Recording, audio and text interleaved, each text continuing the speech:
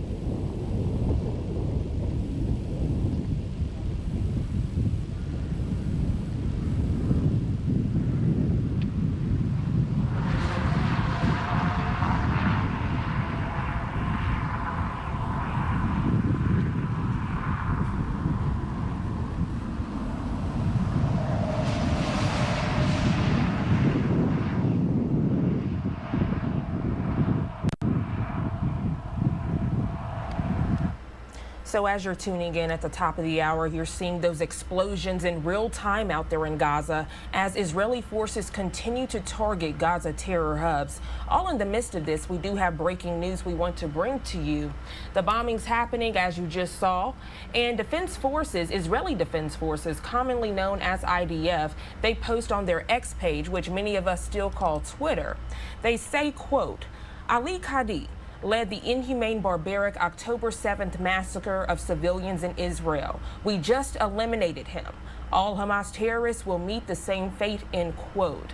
All of this coming from, again, the Israel Defense Forces X page, commonly known as the IDF. They're giving this to us in real time. Of course, we are still working to learn more about this. And of course, once we do, you'll be the first to know right here on Live Now from Fox. This quote on your screen saying Ali Qadhi, who led this inhumane, barbaric attack on Israel this time last week while they were celebrating that Jewish holiday, Hamas terrorists, they're saying they will meet the same fate, and they have killed that leader. Again, let's continue to watch in live, raw, and unfiltered to the latest attack as it continues to happen out there. A live look in Gaza as Israeli forces continue to target those Gaza terror hubs.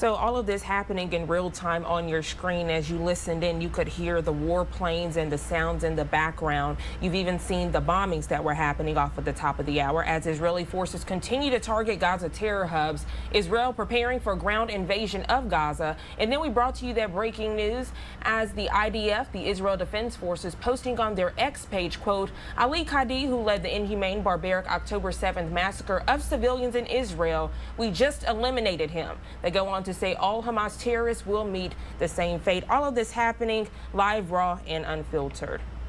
Good morning to you. If you're just now tuning in to Live Now from Fox, I'm Jeanne Francine. It's Saturday, October 14th, 6 minutes after the top of the hour, 8:06 on the East Coast, 5:06 on the West Coast. Let's go ahead and go to our first 2-minute commercial break of the hour. And when we come back, you all already know, getting right back into those live events, top stories, and headlines.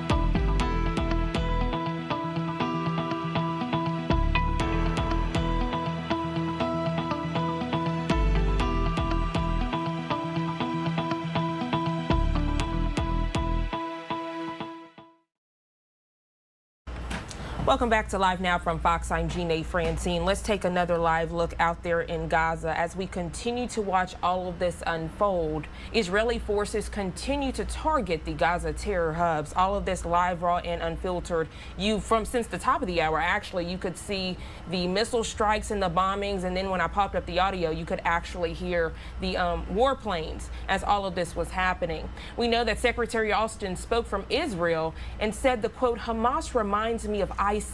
Let's listen in now, raw and unfiltered, to his remarks.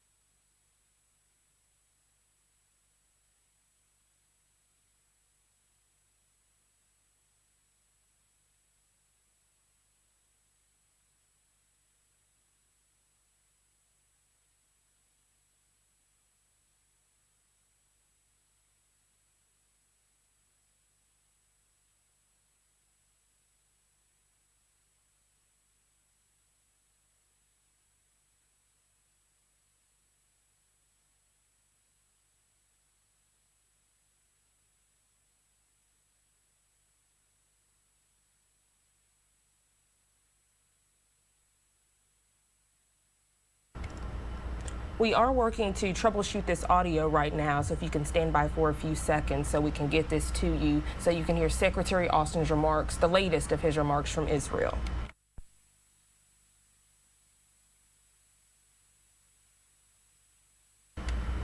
Right now, we do see that those bombings out there along Gaza as Israeli forces continue to target those Gaza terror hubs are still happening. Let's listen into those bombings as they're happening on our screen.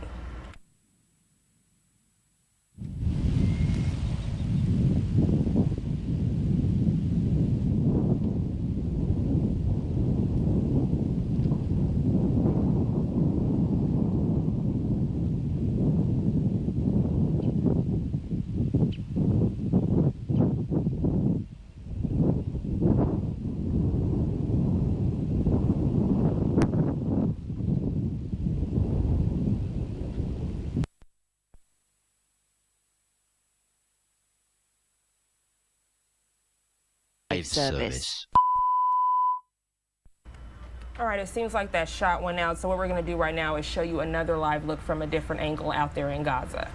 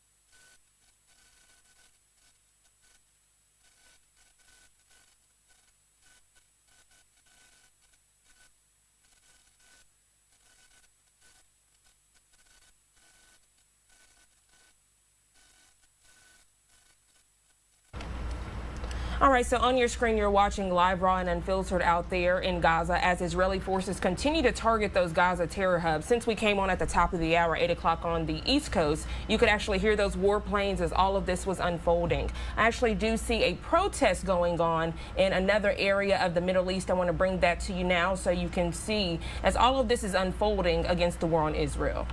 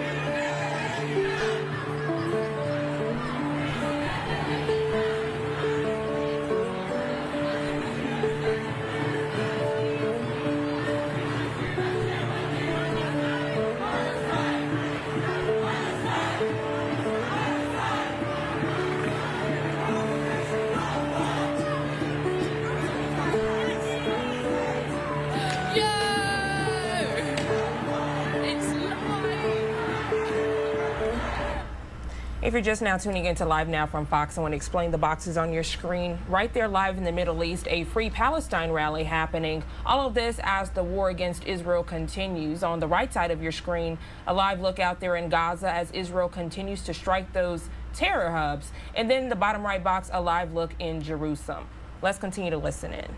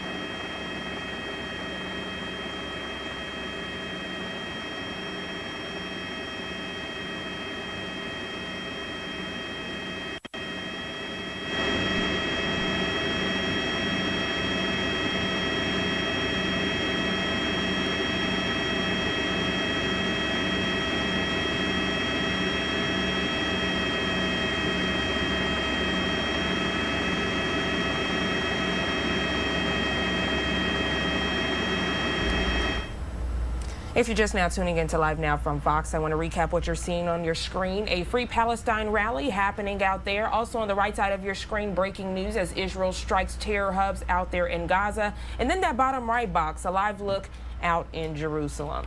If you're just now tuning in to Live Now from Fox, good morning to you. It's Saturday, October 14th, 8:28 on the East Coast, 5:28 on the West Coast. Let's go ahead and go to our second 2-minute commercial break of the hour. And when we come back, getting right back into your live events, top stories, and headlines.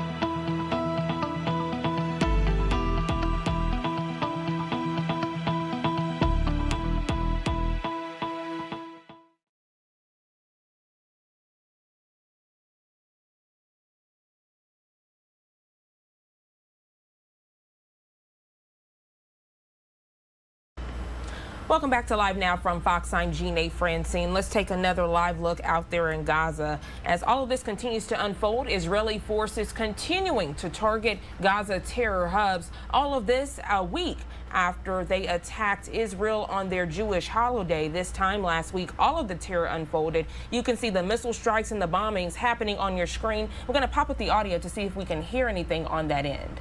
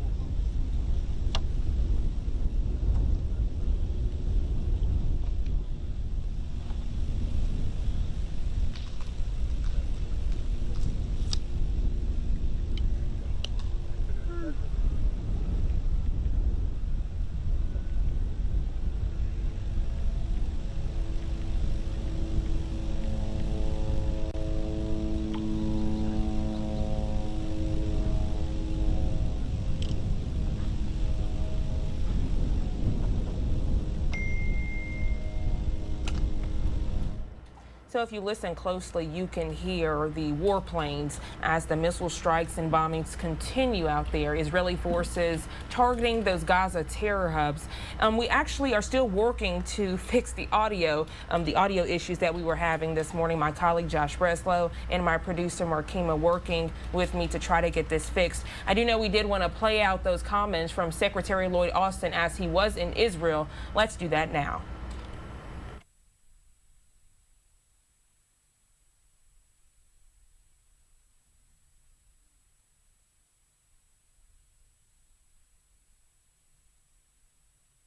Lebanon, Will you be willing to exercise your force and join the fighting?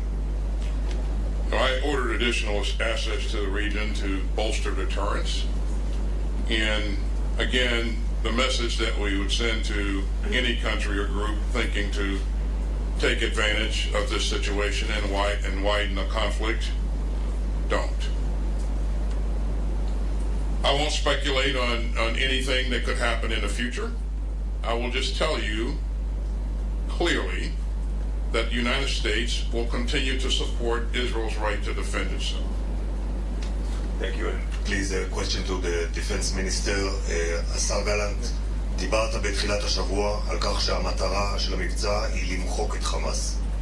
ואזרחי ישראל שואלים את עצמם מה המשמעות של זה. האם תוכל להסביר לנו מה אתה מקווה להשיג במהלך הצבאי שלך ואיך הוא אמור להסתיים, באיזה מצב חמאס יימצא? אנחנו נמוטט את שלטון החמאס, אנחנו נחסל את היכולת הצבאית של חמאס, אנחנו נוודא שהאיום הזה לא קיים בגבולות שלנו, זה יהיה ממושך, זה יהיה קטלני, זה יהיה עוצמתי וזה יהיה לתמיד. Matt Siver, ABC.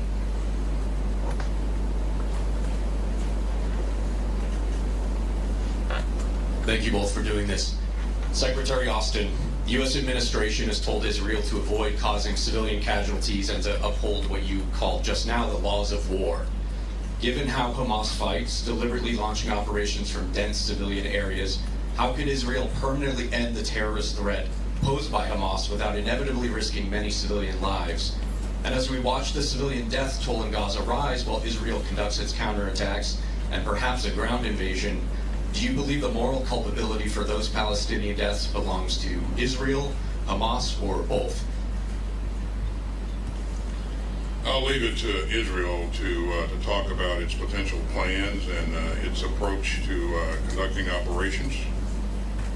Matt, I'll just say again that Israel has a right to defend itself, and we will support Israel's right to defend itself. We will continue to flow in security assistance.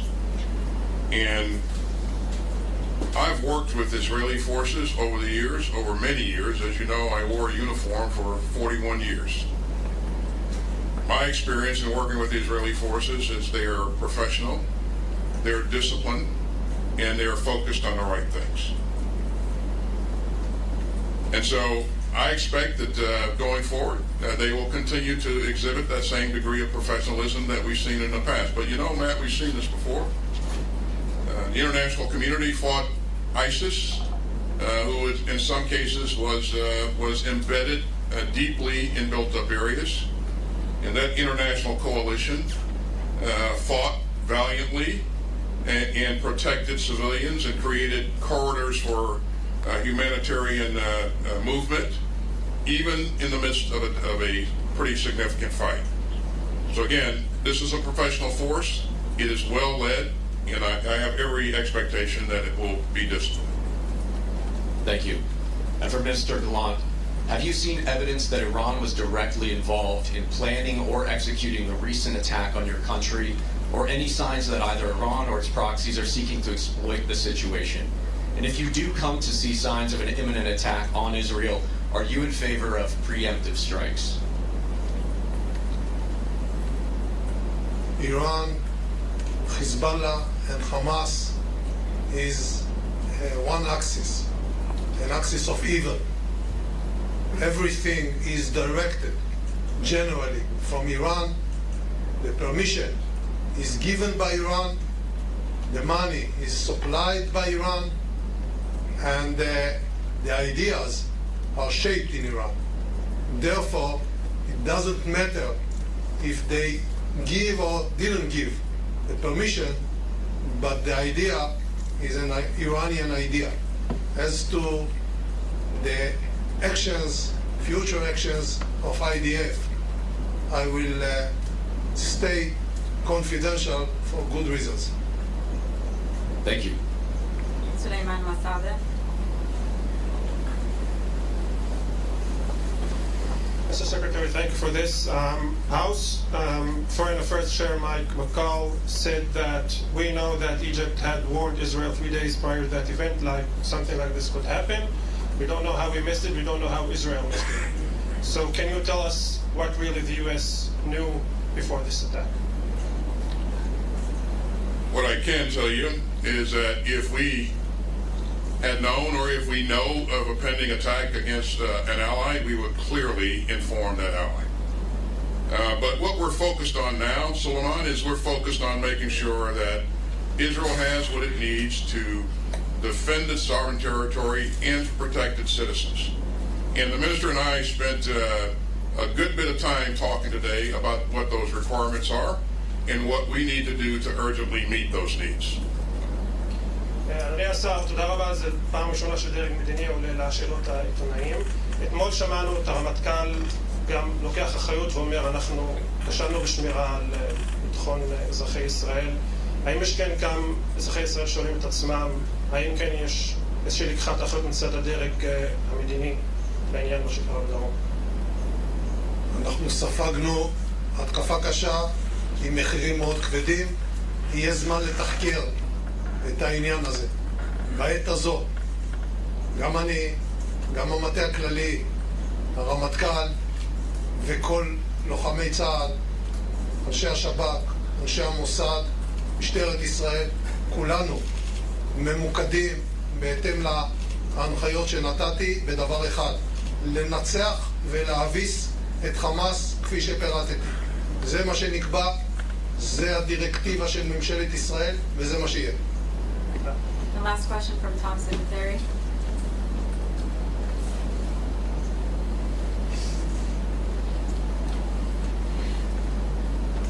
Thanks for doing this. Mr. Secretary, as you just stated, you were involved in the major effort to stomp and eradicate ISIS. When you talk to the minister and others, and that experience courses through you, what kind of lessons learned do you feel or might be helpful in this case, especially dealing with that whole urban situation that you just referred to, the evacuation of civilians from Gaza, those kind of challenges? What kind of ideas and thoughts that you have that you can share, please? Well, thanks, Tom. I would tell you that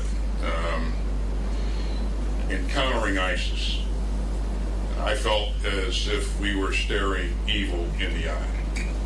It was truly evil. And what we've seen from Hamas, it takes that evil to another level. And so that's the first thing that we need to remember and consider. There are a number of things that we talked about today. That there are some lessons learned that we'd be more than happy to share with our allies here in terms of operating effectively in dense urban terrain, creating safe humanitarian corridors, making sure that we're thoughtful about how we shape the battle, and making sure that our objectives are well defined, and so we'll continue to share the lessons that we've learned over the years, and of course, as the Israelis prosecute this fight, we will learn lessons from them. And so I think it's this great teamwork that has served us both well over the years, and we'll continue that. Mr. Minister, there's been some confusion over the 24-hour deadline that Israel announced for civilians in Gaza to move south, to evacuate and move south. There was a 24-hour deadline initially reported, and then there's been reports that Israel has modified that, have left it open. In other words, not sticking to 24 hours of a deadline. Would you please clarify specifically, is there going to be a deadline? What can you tell us about the deadline? And what will Israel do, if anything, to help civilians move? Some of the people have said that's Hamas's problem. It's not our problem. Well, first of all, I would like to remind all of us what happened less than a week ago. 1,200 Israelis were brutally murdered, raped, burned alive. Kids were tied one to the other and shot at their hand. This is Hamas. This is the ISIS of Gaza. And as the secretary said, they took evil to another level. That's first issue. Second, Israel never and ever will not shoot civilians in purpose. Therefore, we are asking all the civilians in Gaza City to go south of Gaza. And the reason is that because we don't want to harm them. The camouflage of the terrorists is the civil population. Therefore, we need to separate them. So those who want to save their life, please go south. We are going to destroy Hamas infrastructures, Hamas headquarters, Hamas military establishment, and take this phenomena out of Gaza and out of the earth. They cannot live among human, civilized people. The 24 hours, is that deadline still holding, the 24 hours? Thank you very much for presenting today. Thank you.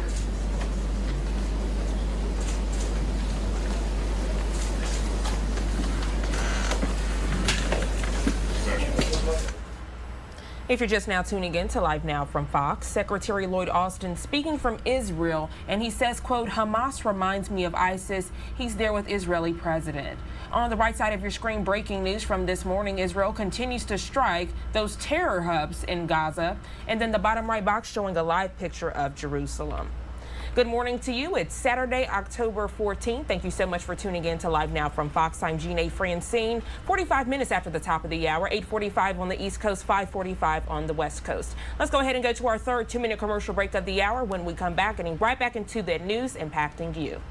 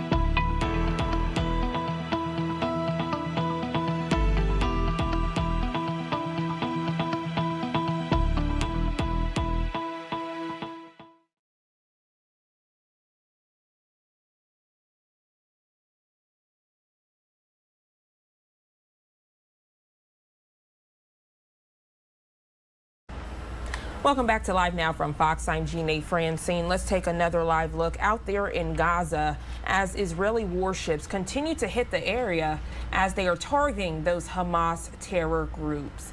We do know that members of Arab groups at the UN actually gave remarks following their meeting with UN Secretary General Antonio Guterres. Let's listen in to their comments.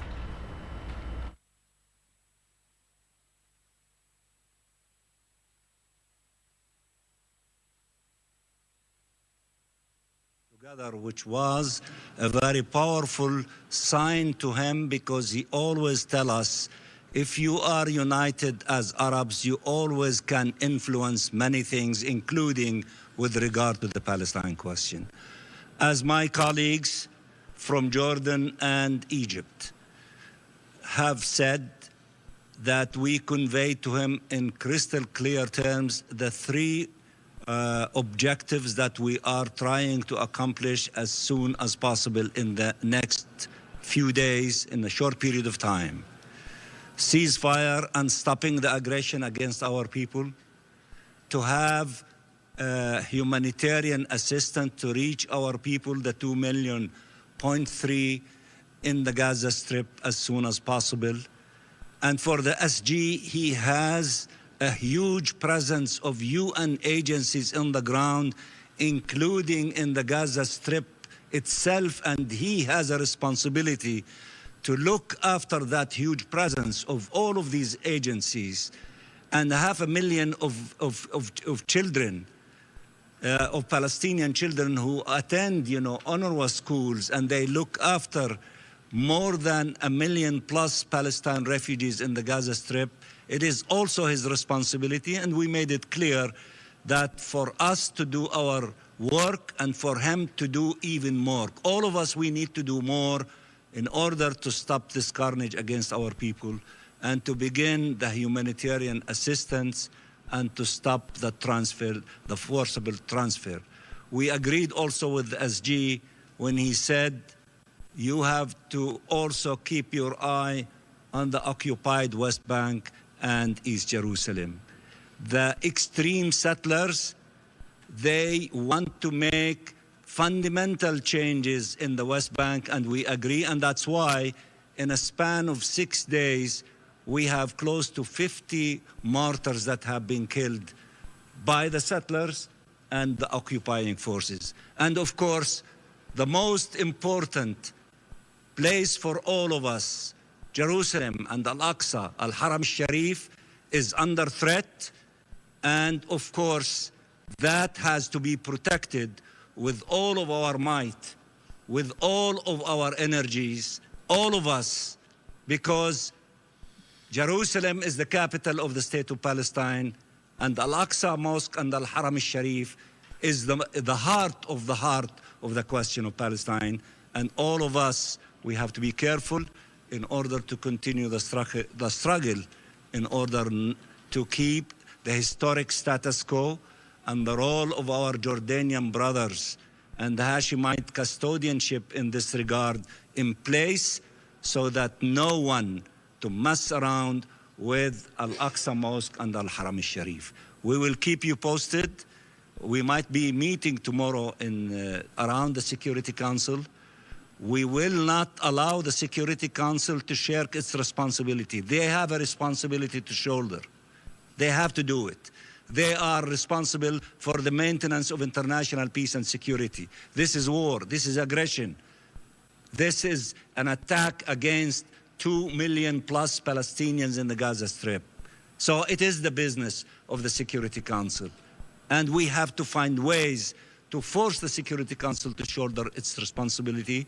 As we told the Secretary General, you are the custodian of the moral power of the United Nations and the international community. So while we appreciate what you're doing, we expect you to do more, because this noble cause and defending international law and international humanitarian law, and not to continue harming the millions of civilians in the Gaza Strip, is in the heart of your responsibility. So you have to do more, as we have to do more, in order to save the Palestinian people, to stay safe and to get out of this nightmare in the Gaza Strip as quickly as possible. Thank you very much, and good night.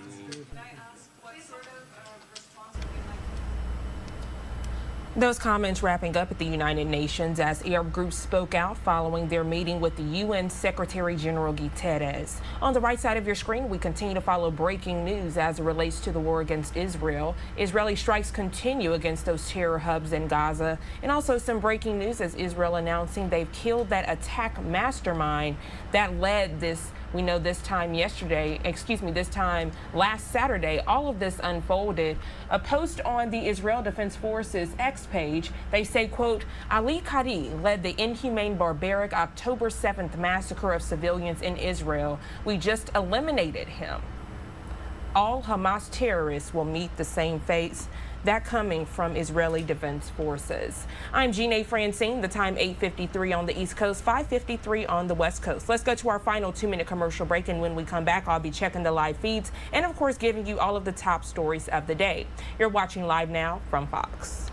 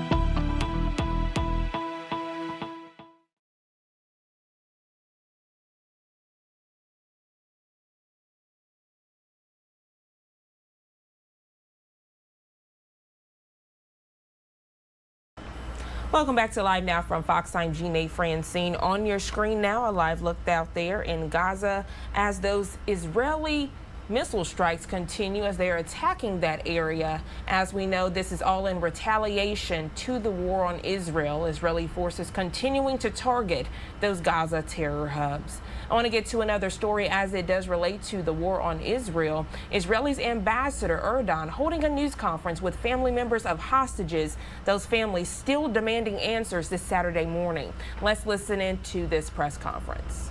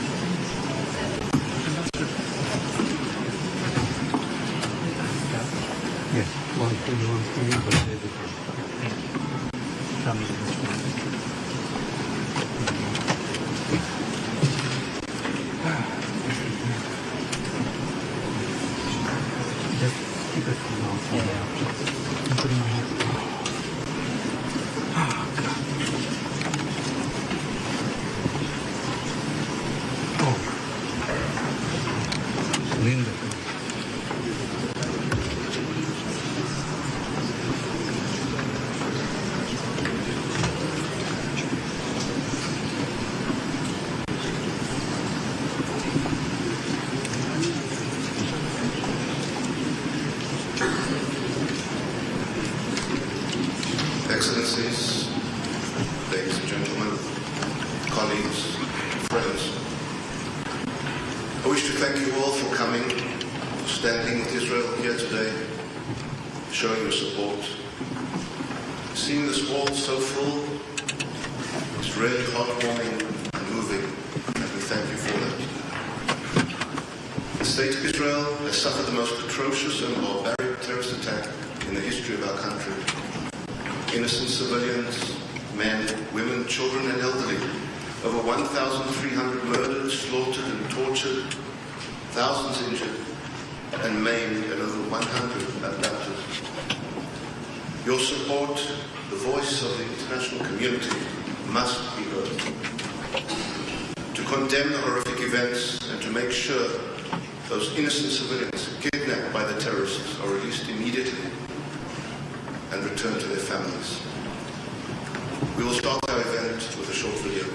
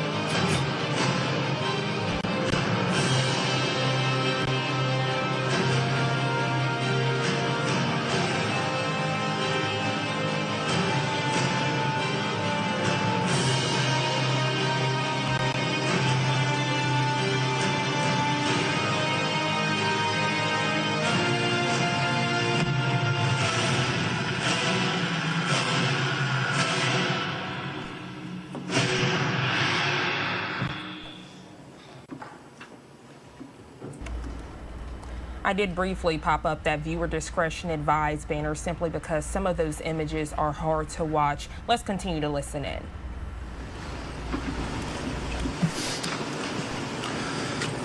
Friends and colleagues, brothers and sisters, dear families of the hostages, what the people of Israel have endured over the past 6 days has been far worse than our most horrifying nightmare. We experienced our darkest moment since the Holocaust. Barbaric Hamas terrorists invaded our homeland to exterminate us like insects. Men, women, children, the elderly, not even newborn babies were spared. Entire communities have been erased. The savagery is unfathomable, and the numbers are truly staggering. Over 1,300 have been butchered. Butchered exactly like the Nazi death squads of Europe, but this time by savage Hamas monsters. Tragically, this is not even the full extent of their sadistic evil. These ISIS-like Hamas terrorists kidnapped innocent Israelis, mothers and their babies, babies without their mothers, elderly grandparents, entire families. The horror and agony that our country is suffering pales to the darkness that the hostages' families are enduring. Rabbi Vysotsky, Liam and Alana Zaychik, Yoni Asher, our hearts are with you. Every fiber of our being is with you. The strength that you have shown to be here to share the stories of your loved ones is truly awe-inspiring. Thank you for being here, and thank you for spreading the truth to the world. The world cannot look away. We cannot close our eyes to this savagery anymore. Dear colleagues, try to put yourselves in the shoes of those suffering. What if your child, your baby, was being held now in Gaza by a genocidal jihadist organization? What if it was your parents? What would you do? What would your country do? Israel is fully committed to bringing the hostages home and to obliterating Hamas's terror capabilities. No, not for revenge, not for retaliation, only to ensure that such atrocities never occur again, not in Israel and not in any other country. Israel, dear colleagues, is at the forefront of the war on radical jihadist terror. And if Israel does not succeed in eradicating Hamas's terror capabilities, the whole world will pay the price. In fact, the world is already paying the price. Just look at the terror attack perpetrated in France this morning. Look at the list of the hostages' various nationalities. 21 Americans, 9 French, and the list goes on. This is a global atrocity. Hamas's genocidal ideology, like ISIS or Al Qadhi, is not just about destroying Israel. It is ultimately about world domination. It is about bringing the jihad war to the soil of each and every one of your countries. It's about our values, our way of life.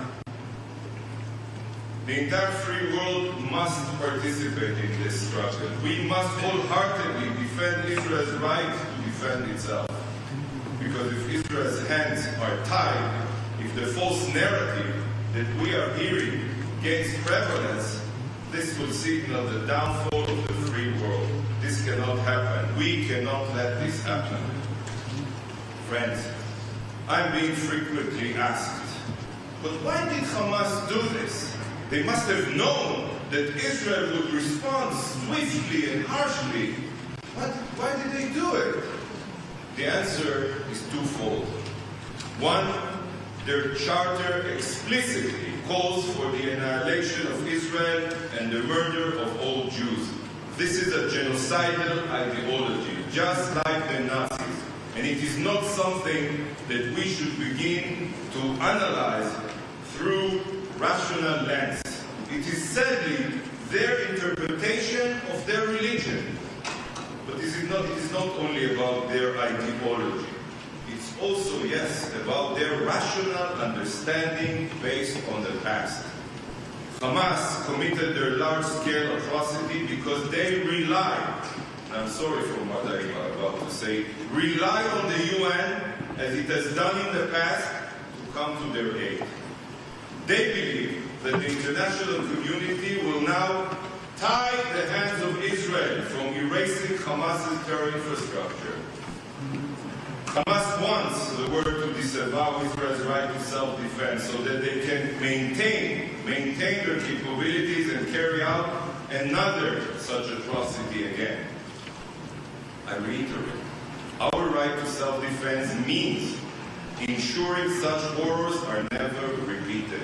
And the only way to ensure this is by obliterating Hamas's terror capabilities. This is precisely why they build their terror infrastructure within civilian areas.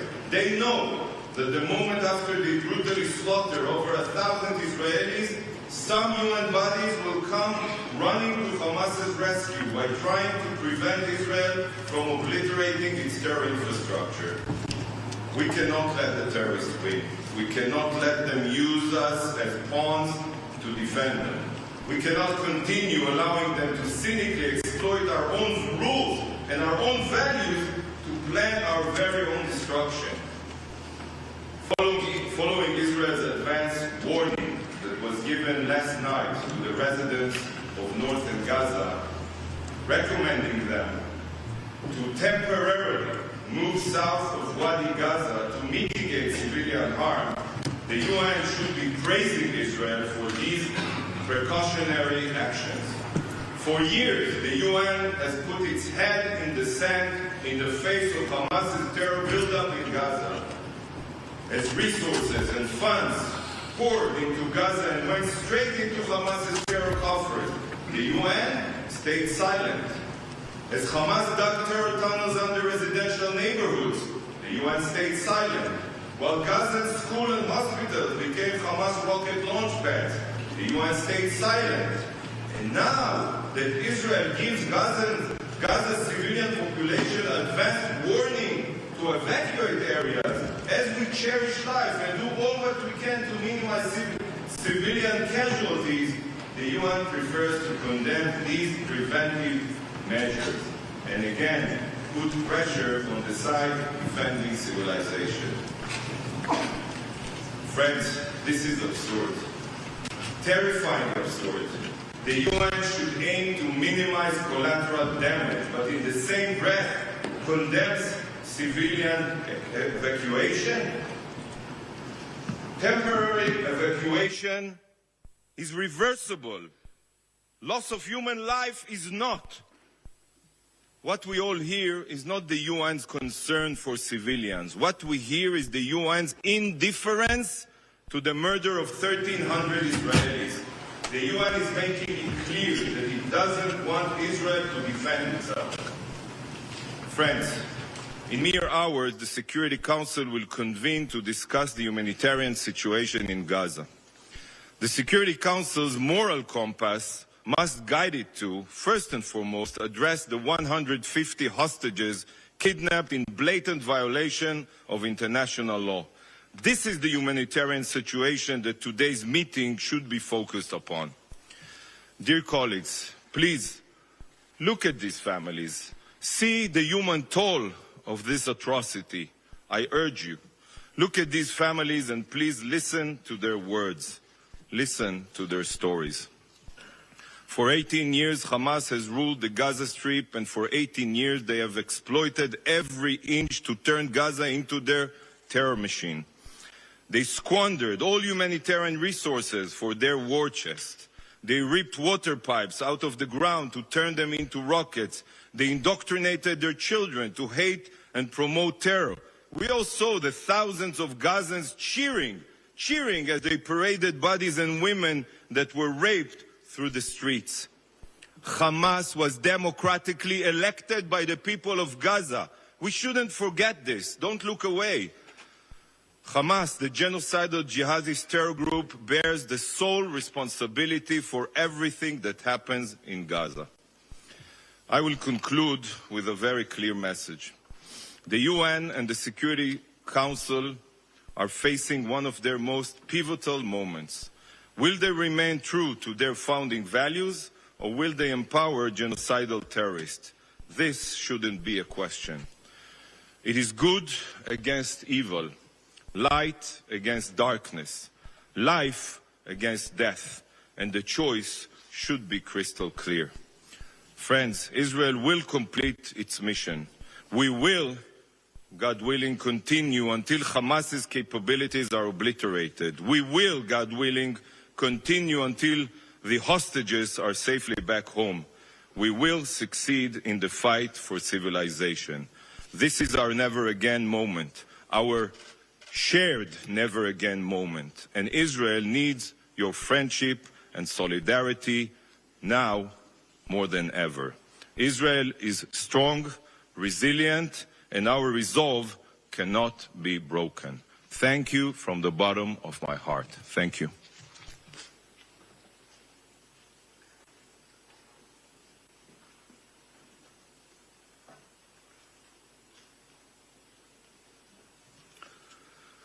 think.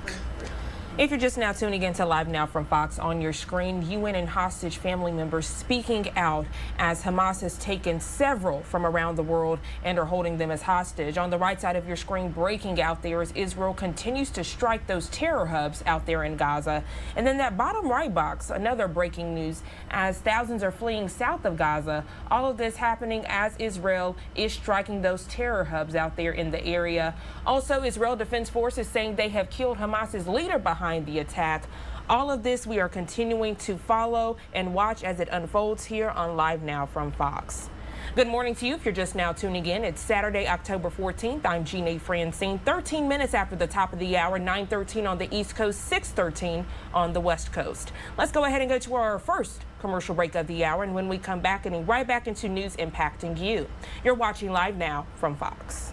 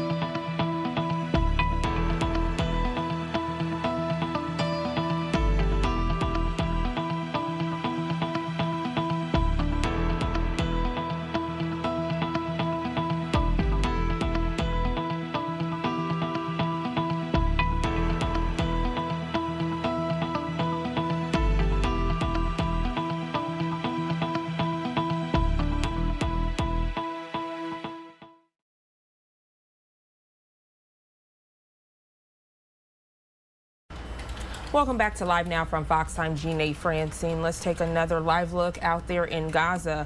There on your screen as all of this continues to unfold. We know that Israeli forces, they're continuing to target those Gaza terror hubs. Let's listen in.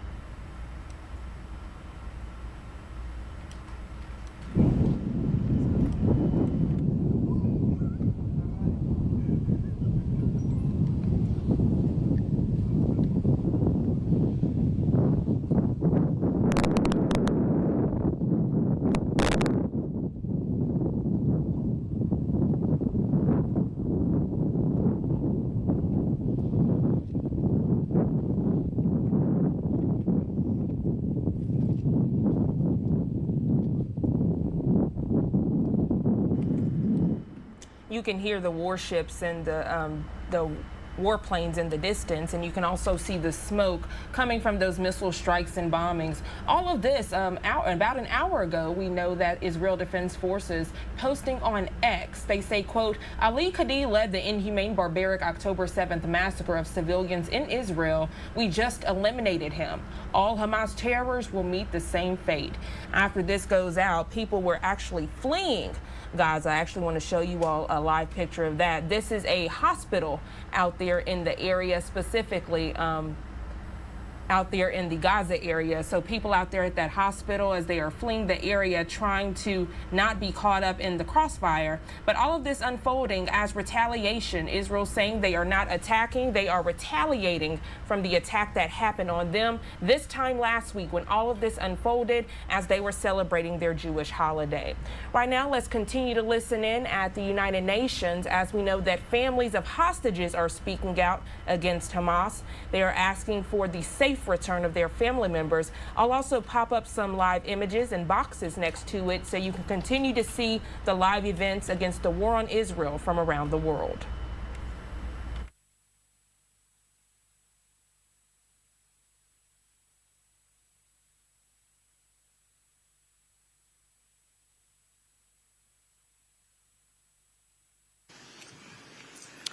Good afternoon.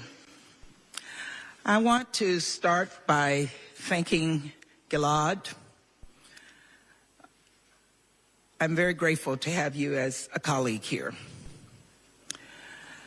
During an address marking the 50th anniversary of the liberation of Auschwitz, Elie Wiesel called on the world to observe the silence of anguish. He said, and I quote, "Close your eyes and listen.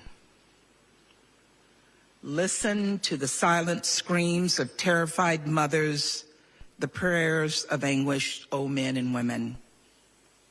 Listen to the tears of children, Jewish children, a beautiful little girl among them with golden hair, whose vulnerable tenderness has never left me. Look and listen as they walk towards dark flames so gigantic that the planet itself seemed in danger." Unquote. To Daniel, Sharon, David, Julie, Emma, Amelia, to Duran, Raz, Aviv, Efrat, Gandhi, to Hirsch. To the family of Yofa Adar, the 85-year-old whose image is seared in my brain as she sat with resolve next to her captors. I cannot imagine the pain and anguish you're going through. Not knowing the fate of your loved ones is unfathomable. It is a reality brought by the bloody hand of Hamas terrorists that no one should ever, ever be forced to endure. The world has seen the barbarism committed by Hamas. This evil will be etched in our minds forever, and it will be cemented in our hearts for years to come. Let us be clear. There's absolutely no place for this evil in the world. No justification, no excuse. Know that the United States, working closely with our Israeli partners, is doing everything we can to secure the release of all hostages, to secure the release of children who will never, ever be the same again. And while we cannot even begin to comprehend the horror wrought upon so many families across Israel, your families, we can listen. And we can stand with the people of Israel. We can stand shoulder to shoulder. We can stand with you today, tomorrow, and every day. Thank you very much.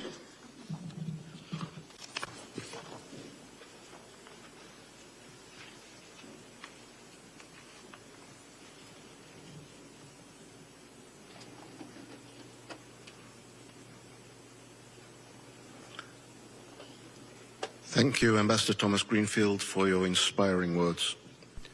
As Ambassador Dan has already stated, family members and close relatives of the hostages being held in Gaza are present with us today. The pain and anguish they are going through is unbearable, and we really appreciate their willingness to share with us their personal stories here today. We will start with Yoni Asher, who will join us virtually from Israel. His entire family and mother-in-law have been kidnapped. He'll be followed by family relations who are here with us today.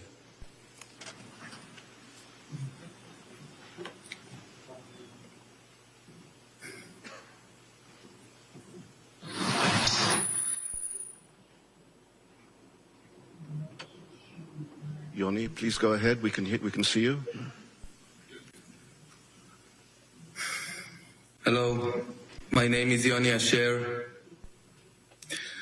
and I'm a father whose entire family got taken away from him, my wife and 2 baby daughters. On Saturday morning, the October 7th, I woke up to the worst nightmare of my life. My wife was visiting her mother at one of the kibbutzes, and I stayed home, a few dozen of kilometers away from there. In 10:30, I got a phone call from my wife, scared, whispering, terrifying, saying that she's hearing gunshots and people are entering the house. I didn't want to risk her, so I told her to disconnect the phone, and that was the last call. Later on, I tried to reach her and my mother-in-law, but they were all locked down on the safe room with my 2 little baby girls, Raz and Aviv, which are less than 5 and 3 years old.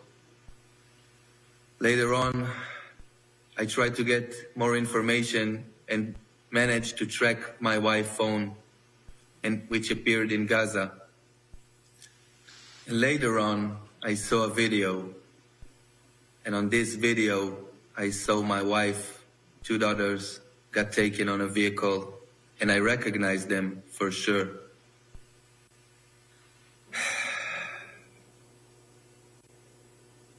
I can't describe you such a moment in words, where you watch your whole family get taken away from you.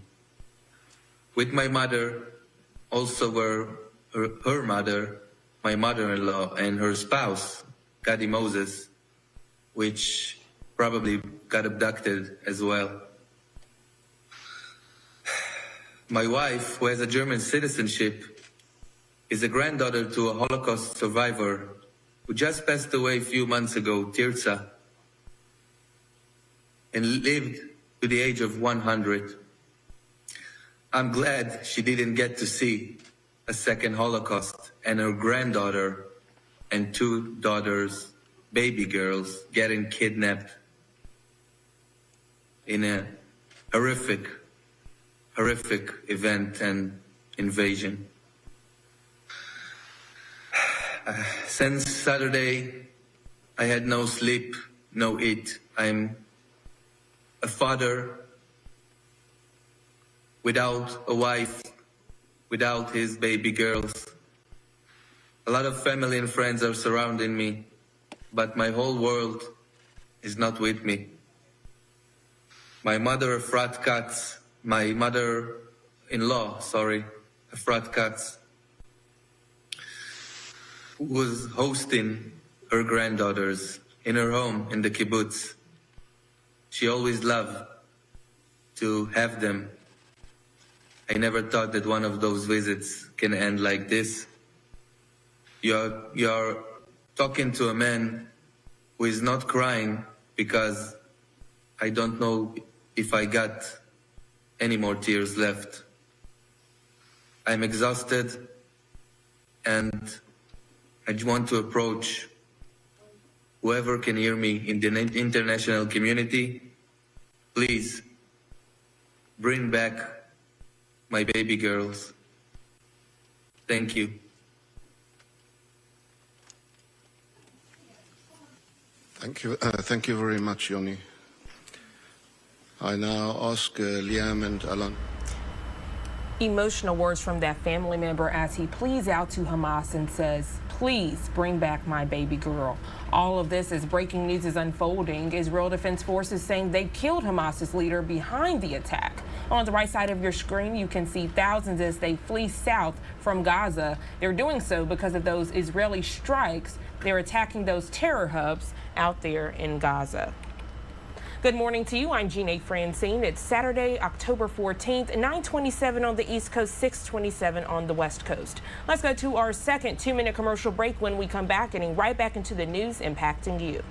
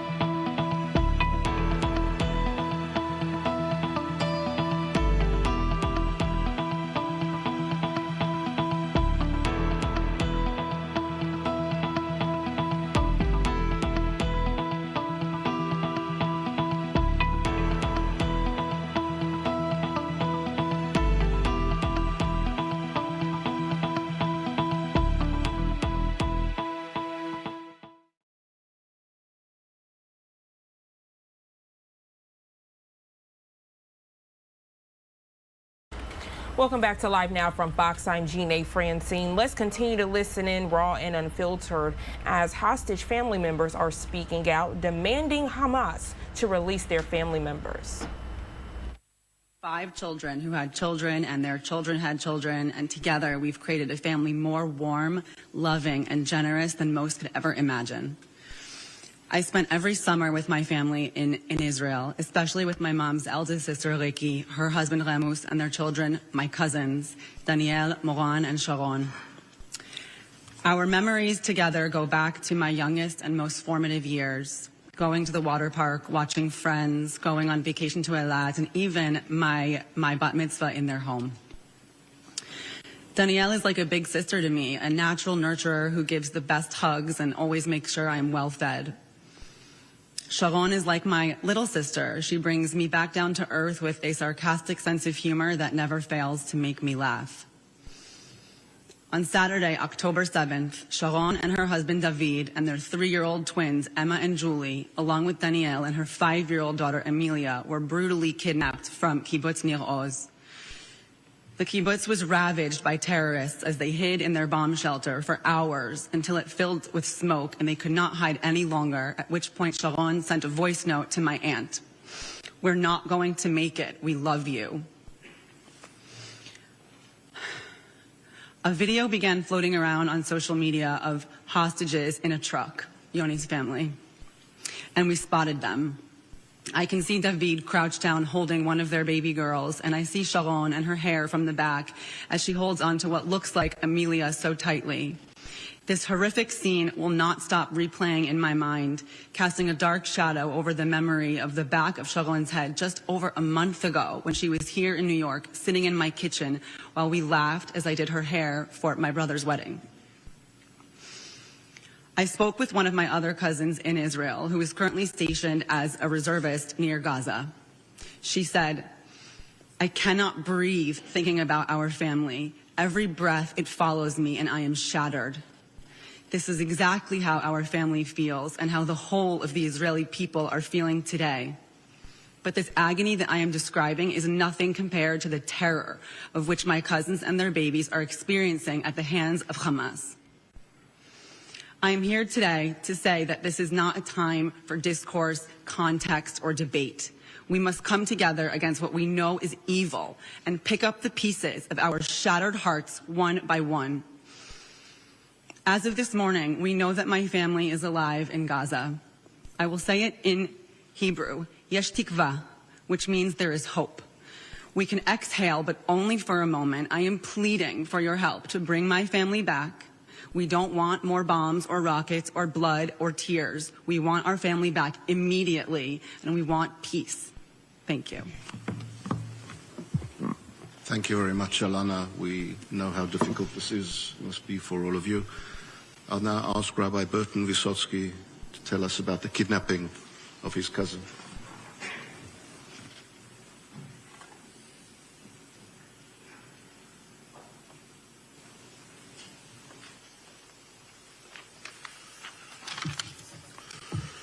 Shalom, shalom, ve'ein shalom. The prophet Jeremiah tells us we speak of peace and we speak of peace again, yet there is no peace. I'm Rabbi Bert Vysotsky. I'm a professor emeritus at the Jewish Theological Seminary, but I am here today because Hirsch Goldberg Poland is my cousin. That is to say, Hirsch's dad is John Poland. And John's mom, Hirsch's grandmother, Leah Poland, is my beloved first cousin.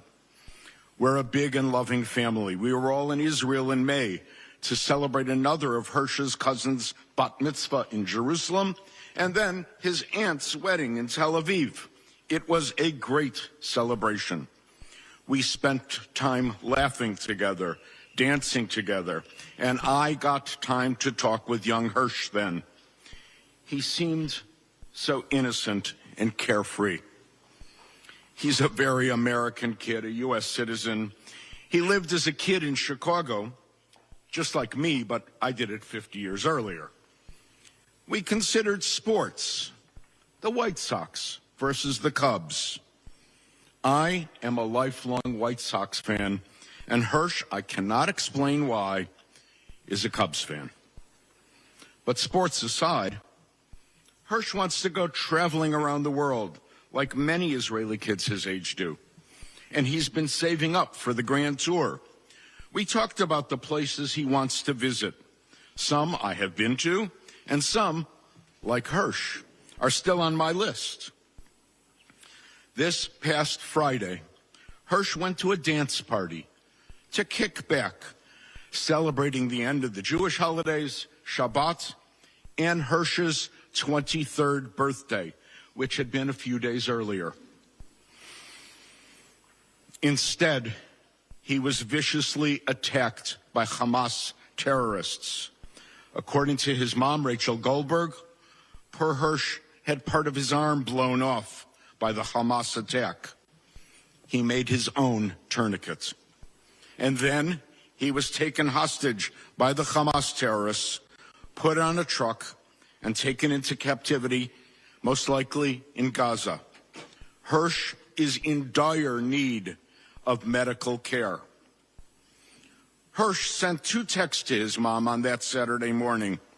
The first 3 words, I love you. The second 2 words, I'm sorry.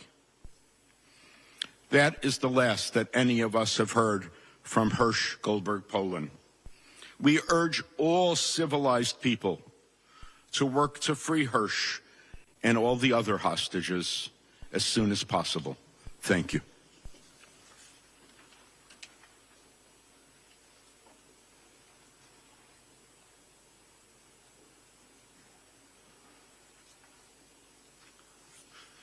Thank you very much to all of you. We know how difficult this is for you, and we appreciate you sharing with us. We'll now again show a brief video.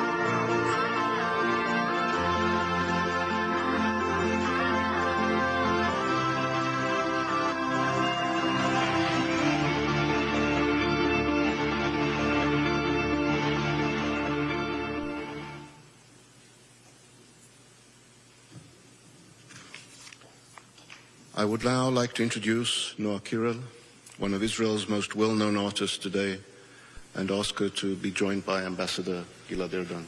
Please, Noa Kirel.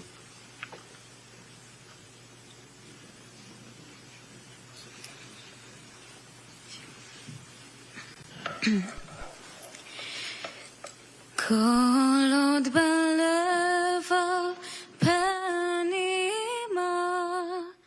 נפש יהודי הומייה ולפתי מזרח קדימה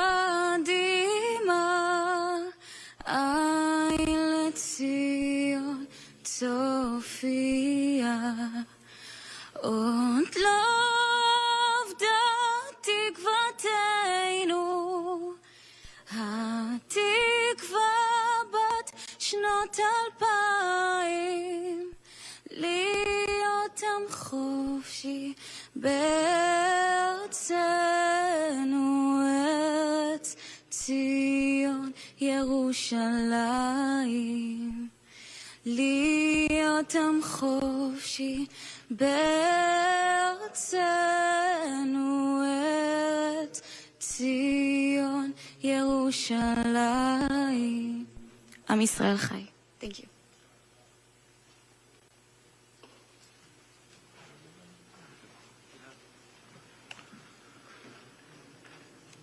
Like the Israeli national anthem says, and it's called The Hope, we still have hope that all the families here will find their dear ones safe and sound, and we will do what we can to succeed in this.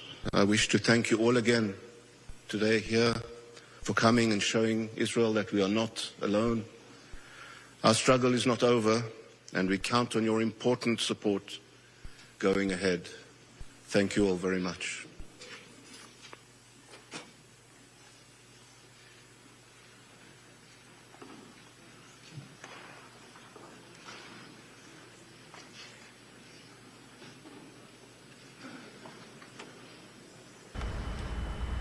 If you're just now tuning in to Live Now from Fox, that press conference wrapping up with the United Nations and hostage family members as they're pleading to Hamas terrorists, asking them to release their loved ones. On the right side of your screen, we're following breaking news. Those Israeli strikes continuing to happen against those terror hubs in Gaza, and then that bottom box showing tens of thousands of people as they are fleeing south, trying to avoid those missile strikes. We do know that Israeli Defense Forces say they've actually killed Hamas's leader behind the attack. They say they will continue to kill others in retaliation to what happened this time Saturday as they were celebrating their Jewish holiday and were attacked. Good morning to you. If you're just now tuning in to Live Now from Fox, I'm Jeanne Francine. It's Saturday, October 14th, 9:41 on the East Coast, 6:41 on the West Coast. Let's go to our third 2-minute commercial break of the hour. When we come back, getting right back into those live events, top stories, and headlines.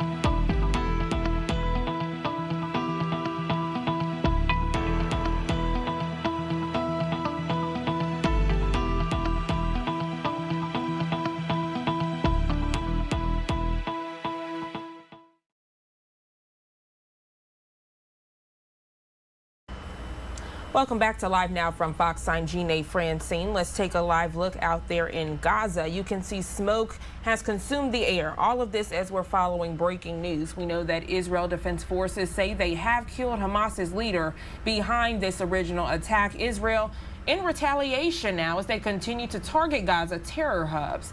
And because of this, several people are fleeing. I want to show you all a shot of this out there in Gaza. People outside of a hospital as they are fleeing, trying to make sure they're not attacked by those missile strikes, Israeli missile strikes, in retaliation from that initial attack that happened around this time last Saturday. You can see people out there getting in vehicles. They have backpacks. They're with their family members. So this is something we will continue to follow right here on Live Now from Fox. Let's go ahead and go to our final 2-minute commercial break and get right back into news impacting you.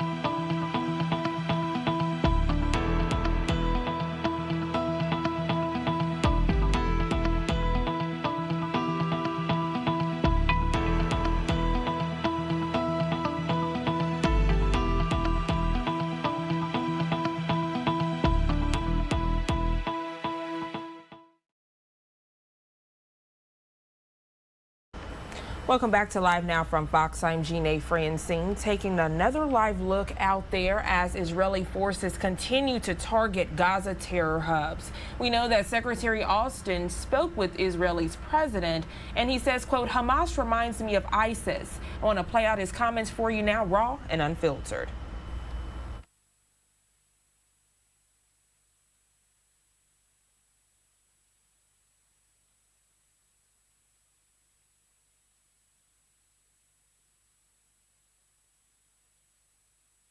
Exercise your force and join the fighting. I ordered additional assets to the region to bolster deterrence. And again, the message that we would send to any country or group thinking to take advantage of this situation and widen the conflict, don't. I won't speculate on anything that could happen in the future. I will just tell you clearly that the United States will continue to support Israel's right to defend itself. Thank you. Please, a question to the Defense Minister. השר גלנט, דיברת בתחילת השבוע על כך שהמטרה של המבצע היא למחוק את חמאס. ואזרחי ישראל שואלים את עצמם מה המשמעות של זה. האם תוכל להסביר לנו מה אתה מקווה להשיג במהלך הצבאי שלך ואיך הוא אמור להסתיים, באיזה מצב חמאס יימצא? אנחנו נמוטט את שלטון החמאס, אנחנו נחסל את היכולת הצבאית של חמאס, אנחנו נוודא שהאיום הזה לא קיים בגבולות שלנו, זה יהיה ממושך, זה יהיה קטלני, זה יהיה עוצמתי וזה יהיה לתמיד. Matt Siver, ABC.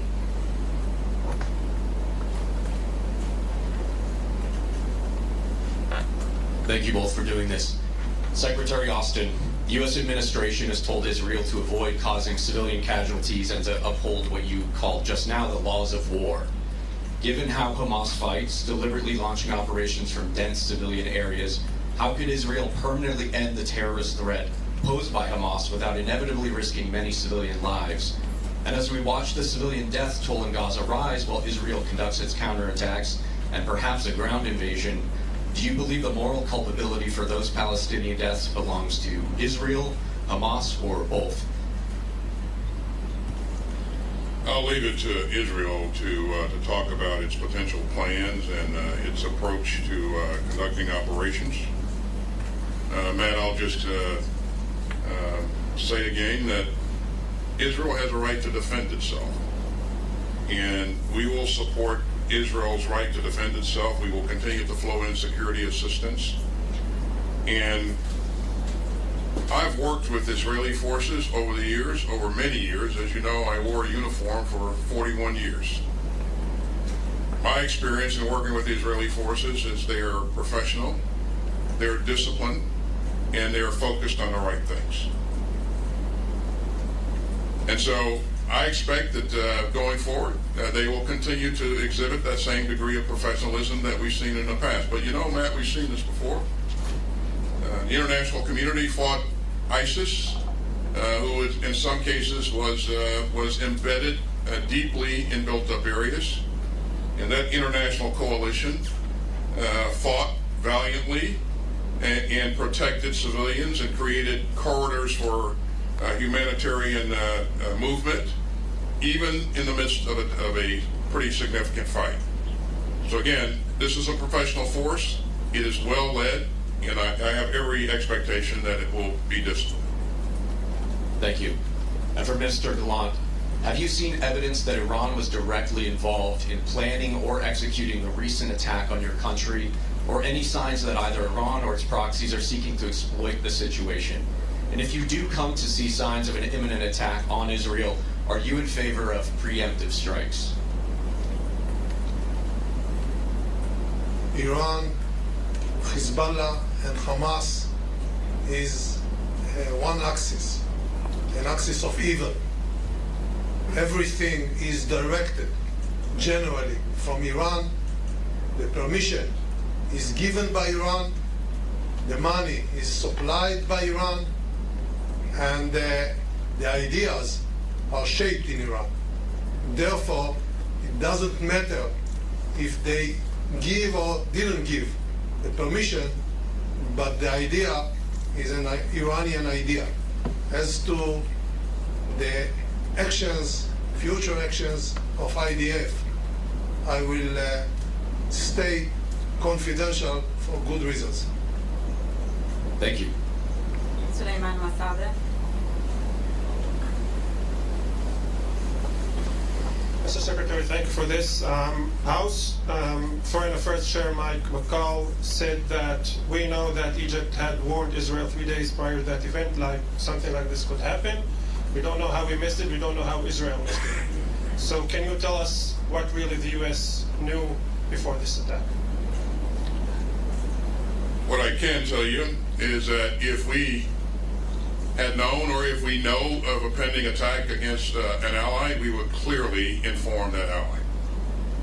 But what we're focused on now, Suleiman, is we're focused on making sure that Israel has what it needs to defend its sovereign territory and to protect its citizens. And the minister and I spent a good bit of time talking today about what those requirements are and what we need to do to urgently meet those needs. אדוני השר, תודה רבה. זו פעם ראשונה שדרג מדיני עולה לשאלות העיתונאים.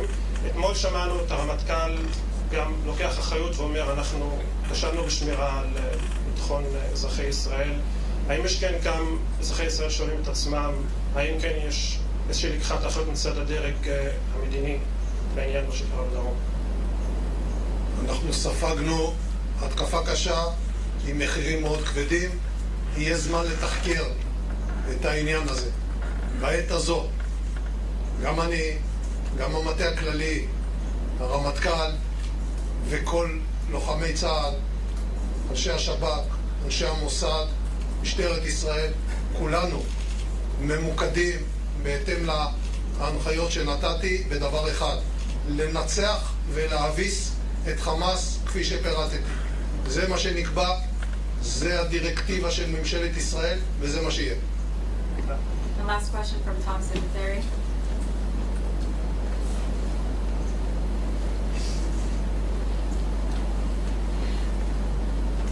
Thanks for doing this. Mr. Secretary, as you just stated, you were involved in the major effort to stomp and eradicate ISIS. When you talk to the minister and others, and that experience courses through you, what kind of lessons learned do you feel or might be helpful in this case, especially dealing with that whole urban situation that you just referred to, the evacuation of civilians from Gaza, those kind of challenges? What kind of ideas and thoughts that you have that you can share, please? Well, thanks, Tom. I would tell you that encountering ISIS, I felt as if we were staring evil in the eye. It was truly evil. And what we've seen from Hamas, it takes that evil to another level.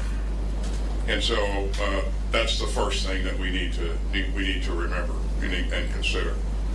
There are a number of things that we talked about today. That there are some lessons learned that we'd be more than happy to share with our allies here in terms of operating effectively in dense urban terrain, creating safe humanitarian corridors, making sure that we're thoughtful about how we shape the battle, and making sure that our objectives are well defined, and so we'll continue to share the lessons that we've learned over the years, and of course, as the Israelis prosecute this fight, we will learn lessons from them.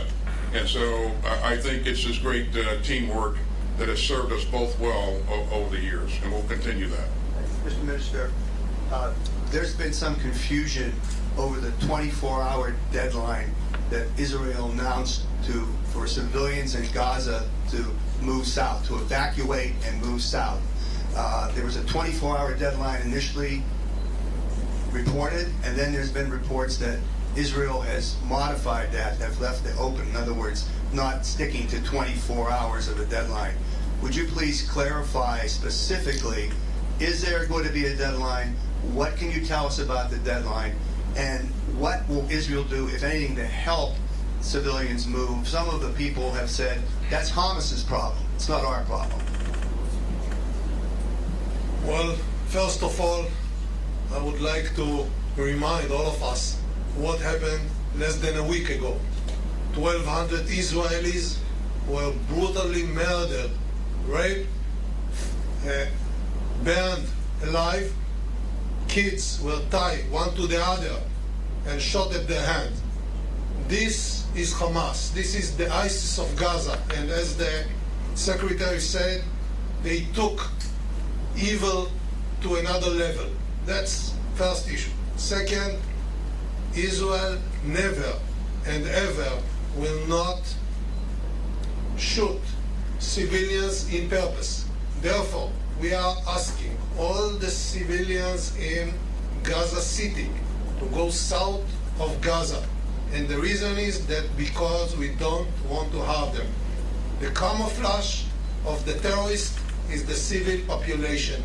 Therefore, we need to separate them. So those who want to save their life, please go south. We are going to destroy Hamas infrastructures, Hamas headquarters, Hamas military establishment, and take this phenomena out of Gaza and out of the earth. They cannot live among human, civilized people. The 24 hours, is that deadline still holding, the 24 hours? Thank you very much. We're done today. Thank you.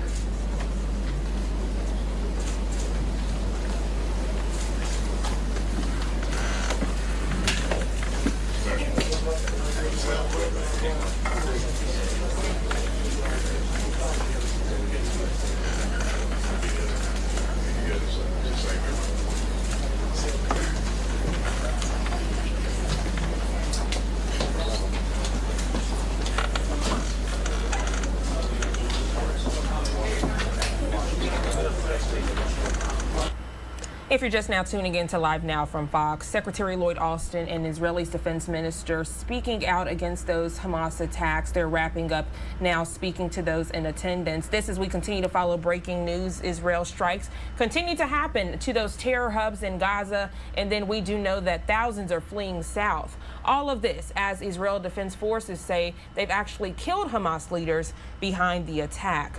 Let's bring this shot full now. There on your screen, a live look at Gaza. This again, as we have marked 1 week since Israel was attacked on their Jewish holiday. That live look on your screen in Gaza as Israeli forces continue to target Gaza terror hubs.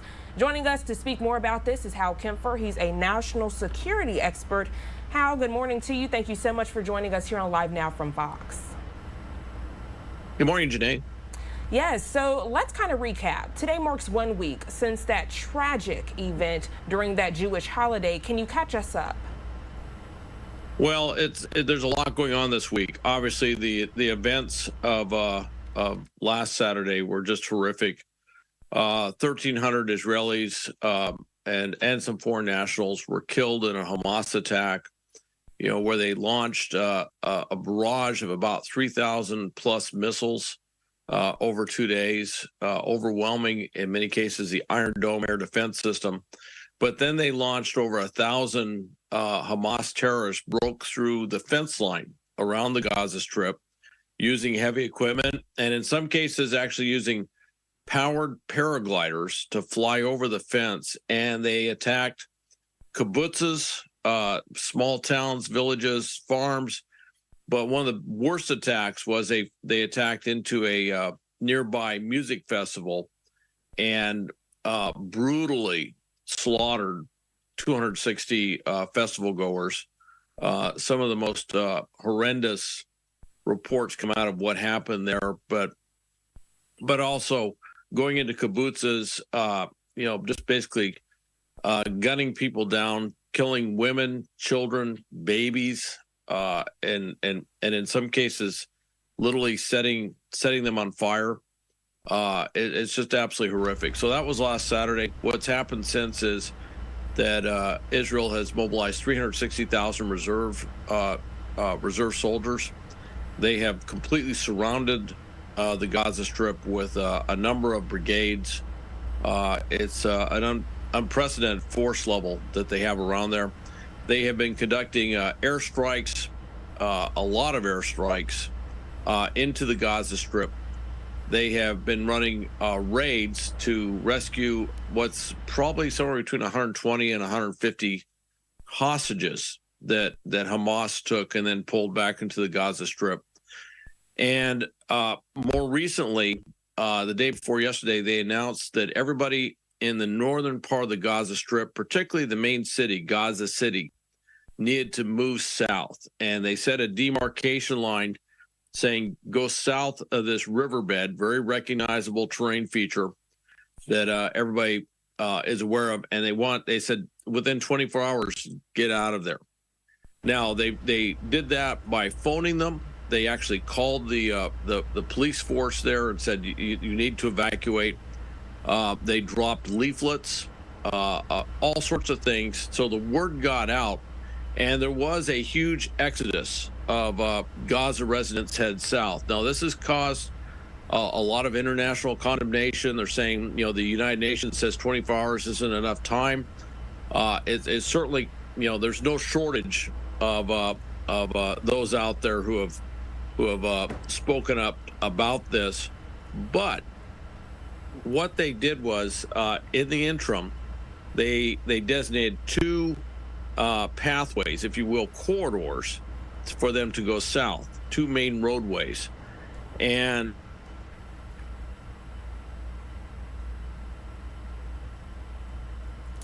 I think Hal is frozen at the moment, so you stay on these roads, you can head south. One thing I would point out, can you hear me now?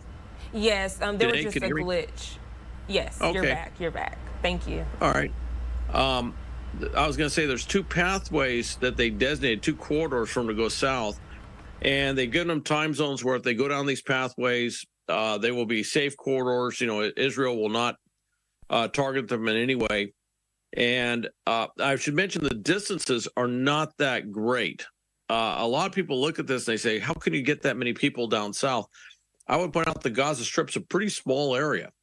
And so if you literally got, if your family got on the road and started walking south and they were only, walking at a fairly slow pace, within about 5 or 6 hours, they would probably be out of harm's way to the south, depending on where they started. But Gaza City is the largest city. It's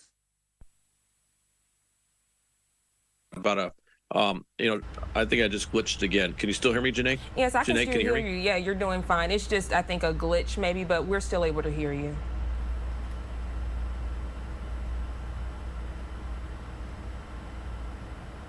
I think I spoke too soon. Frozen again, Hal.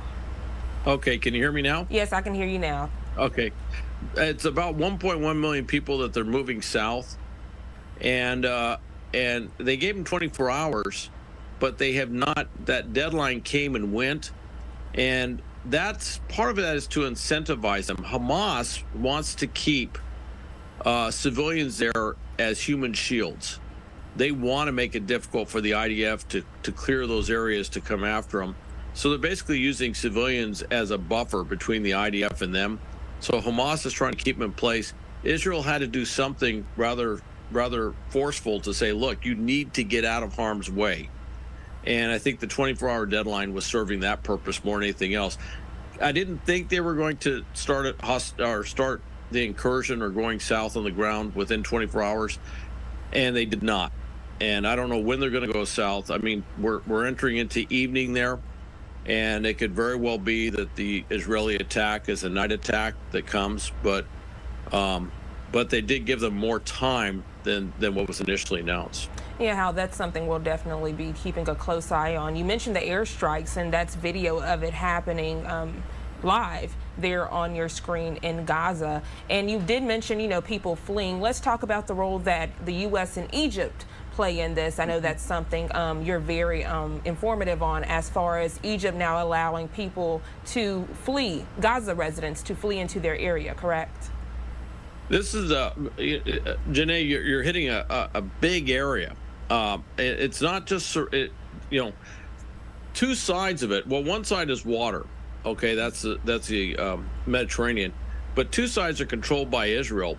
The more southerly side is a border with Egypt. Now that border is permeated with tunnels that smugglers use to pull in, bring in all sorts of things out of Egypt.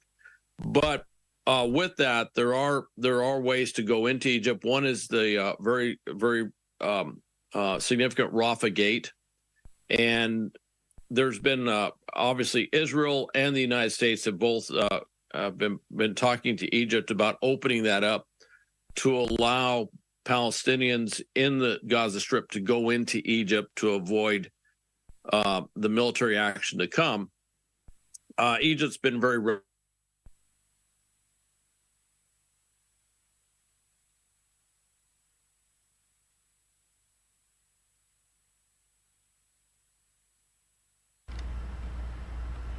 but they have opened up Gaza, are being allowed to actually get into Egypt. It's not clear if they're allowing just regular Palestinian residents of Gaza to go into Egypt. That may come. One of the things that this is causing a lot of issues with, it goes literally back to 1948, was in the founding of Israel. Palestinians, if there's two sides. If you talk to the Palestinians, they say they were forced from their homes. If you talk to the Israelis, they say they left. And there is something to the Israeli story on that, is a lot of them left because they believed that all these Arab nations around them, 5 Arab countries around them, were going to come in and destroy Israel and basically set up a Palestinian state. And there were a number of attempts by the neighboring Arab countries to do that. They all failed. But in the interim, a number of Palestinians left their homes, never came back. And this exodus, if you will, has loomed large politically in Arab thought. So they don't want to let they don't want the Palestinians to be forced to move into Egypt because they don't want a replay of what they think was happened in 1948.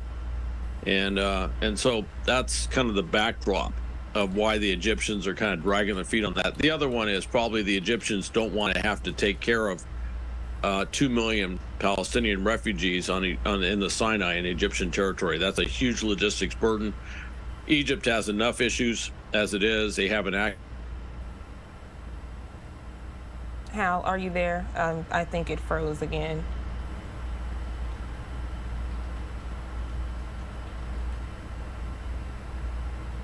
How can you hear me, Janae? Yeah, it froze again. Janae? No, you're perfectly fine. Yeah, I can hear you. Okay, I was going to say, I actually just popped this video up that we have coming through our feeds of Blinken out there in Israel. And that was actually what I was going to ask you next as far as U.S. response and how we're aiding those out there in Israel in this fight. As far as how response has been this week, how do you think it has been?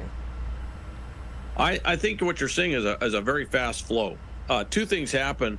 Number one is they got that, you know, there's only so many ways to get stuff in there. So they've been loading up C-17s and bringing in missiles for the air defense, the Iron Dome system, and other things that Israel needs. So that actually happened pretty fast. The other thing is they moved the Gerald R. Ford carrier task force right off the coast. I'm presume it was already in the Mediterranean, but it is sitting off the coast. That's not so much to deal with potential targets in Gaza. That's really as a deterrent to Hezbollah up north on that northern border. Hezbollah is located in southern Lebanon and Syria. And basically, it's been clearly communicated to them that if they enter into the conflict, if they open up that second front, that northern front, if you will, join in supporting Hamas in this so-called jihad, if you will, that the U.S. Aircraft carriers right out there, and frankly, being that close with the amount of planes and ordnance that has, it could really bring in a lot of firepower onto Hezbollah should they come in. So it's one big deterrent force. There's another carrier task force that's supposed to come in, but sad to report, like many naval assets we have, they ran into maintenance problems. And so it is currently stopped while they're fixing it to get it in there. And that's a kind of a sad commentary on our naval readiness right now. But they're trying to get it over there as fast as possible. But with both carriers, that is a huge combat force that could be brought to bear in airstrikes and potentially missile strikes into southern Lebanon should Hezbollah decide to open up a second front. Hal, I'm definitely appreciating this conversation. Right now, we're going to go ahead and go to our first 2-minute commercial break of the hour. 10:12 on the East Coast, 7:12 on the West Coast. When we come back, we'll join Hal again and continue this conversation. I'm Jeanne Francine. You're watching Live Now from Fox.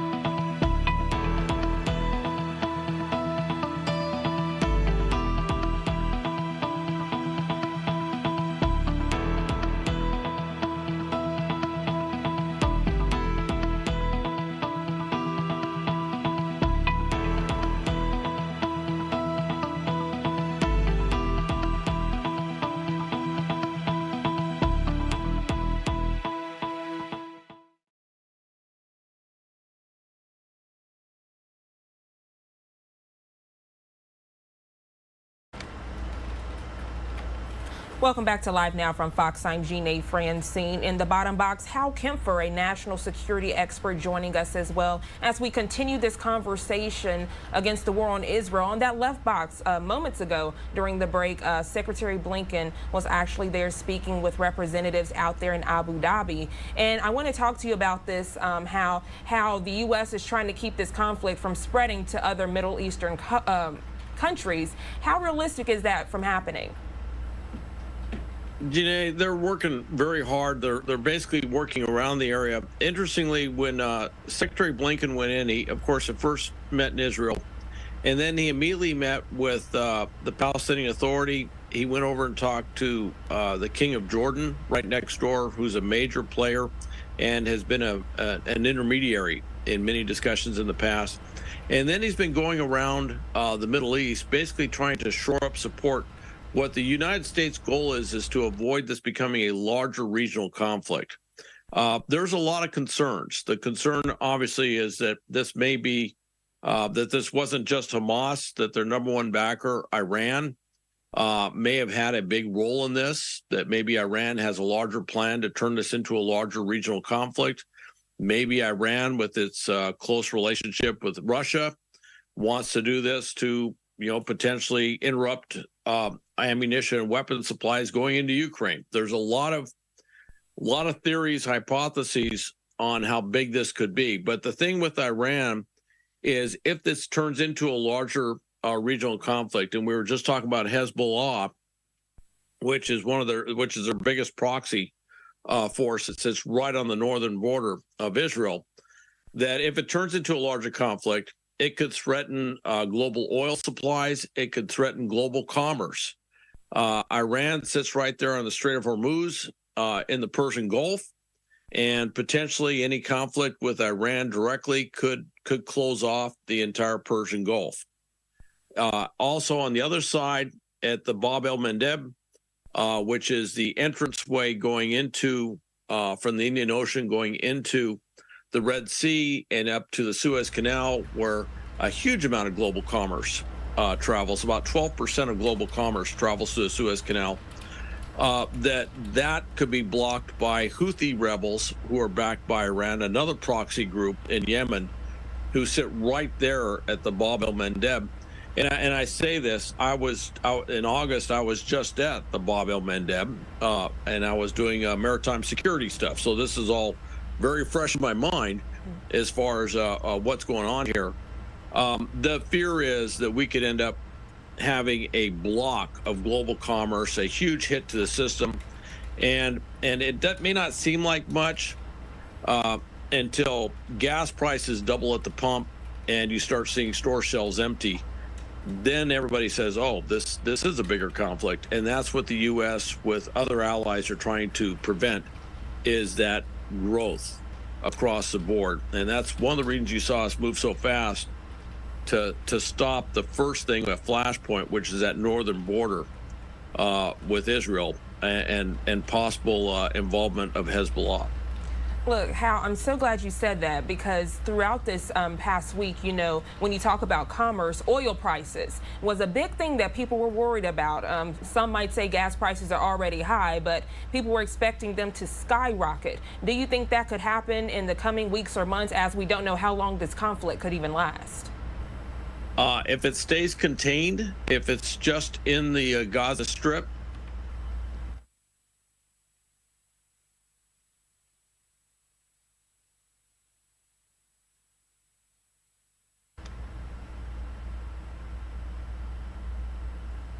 still hear me, Jeanne? Yes, you're Jeanne, good. You were still saying, hear me? yes, you're okay. Jeanne, you were frozen can you hear me? for a second. I'm going to blame the Iranians. They're probably trying to hack the system to stop this report, okay? But, no, you were fine. I was still listening, and so were the viewers. You were saying if it stays contained, and then if it stays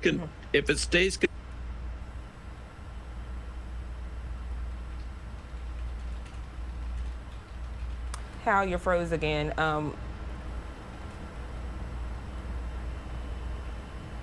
last weekend. Yeah, Jeanne, can you hear me now? Yes, you're good. Jeanne? I'll say it. I'll Jeanne, say if it stays contained. I'll say if it stays contained, then you can just continue. If it stays contained, we should be okay. Although last Monday, we did see an immediate 4% spike in oil prices, and everyone was concerned that this could cause a greater spike in oil price.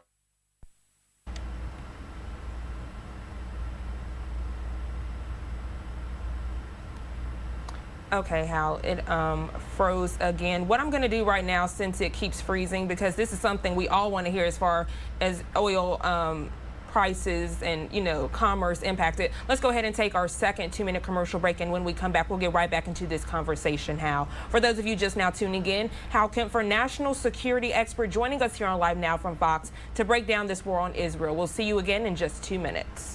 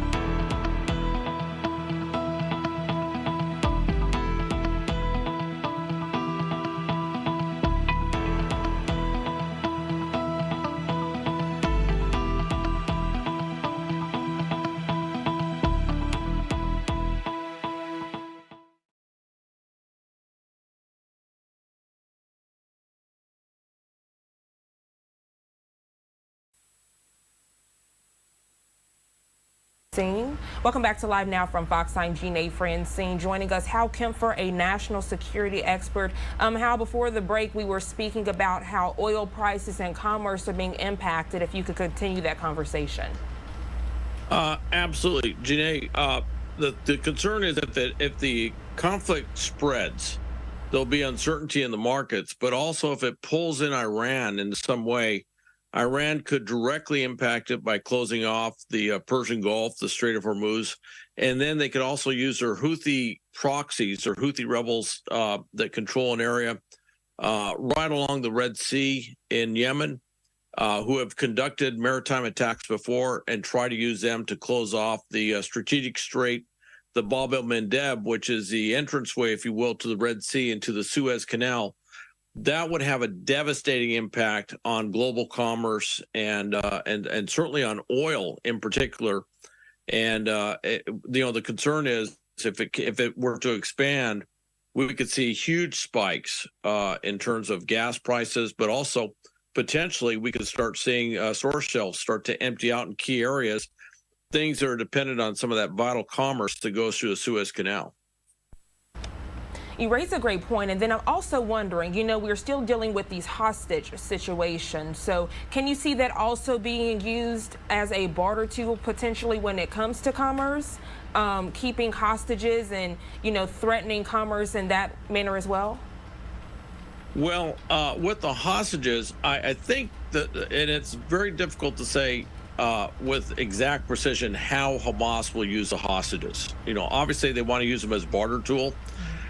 They could use them as a barter tool, potentially with commerce. I think really what they want to do is they want to use them as human shields to block IDF military action coming in to basically destroy Hamas.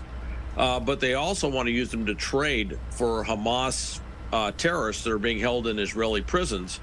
So to exchange them that way. They also, certainly with an attack like this, there would be an assumption that a number of their own Hamas terrorists are going to get rolled up, taken prisoner by the Israeli Defense Forces as they move into the Gaza Strip. So they want a barter tool in order to exchange for them. What the Israelis have shown is that they're going to prosecute this campaign. They're going to make every effort they can to rescue those hostages. They've already been doing raids to accomplish that.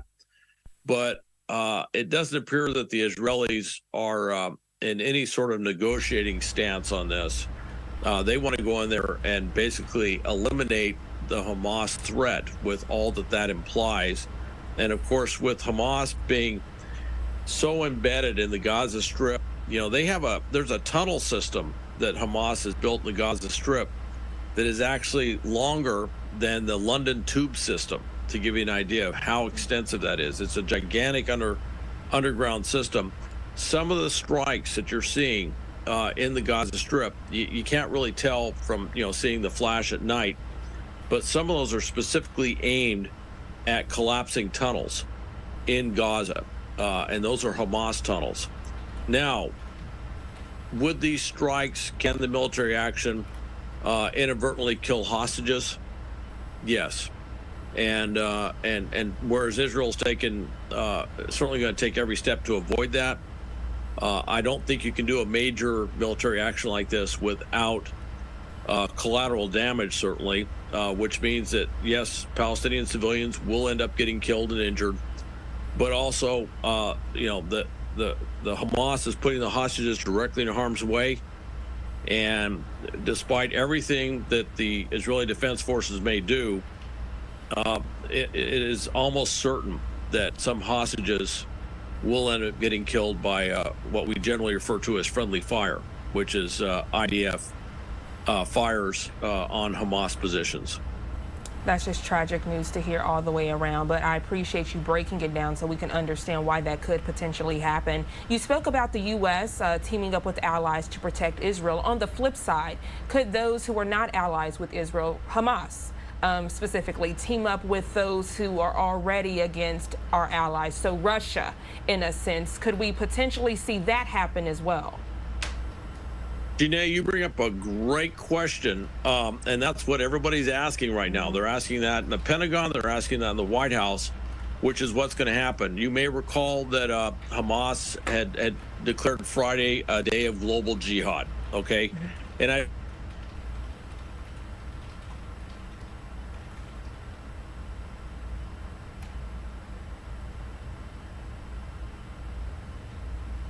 How can you hear me?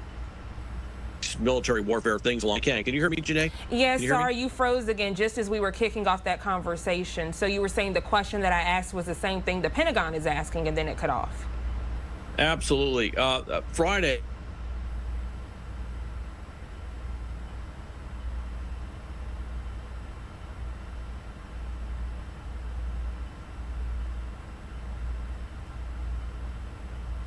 U.S. where they were securing. Janae, can you hear me? Because I'm seeing it. I just saw it froze. Can you hear me? Yes, you're back now. Okay. Did you hear what I said about the global jihad in the U.S.? Okay. We know Friday was the global jihad, and then it cut off again. Right. That's why you saw so much protection of U.S. sites with that and around the world.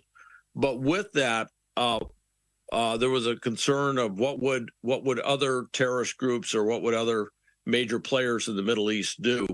We didn't see anything really significant. There is some artillery fire and some rocket fire on the northern border. It's not clear how substantial that is. It's not clear if that's primarily Hamas and Islamic Jihad, which are more or less indigenous Palestinian terrorist groups that do operate in southern Lebanon, or if it's Hezbollah. That's a little bit unclear. Hezbollah has been providing, let's say, some rhetorical support, if you will, moral.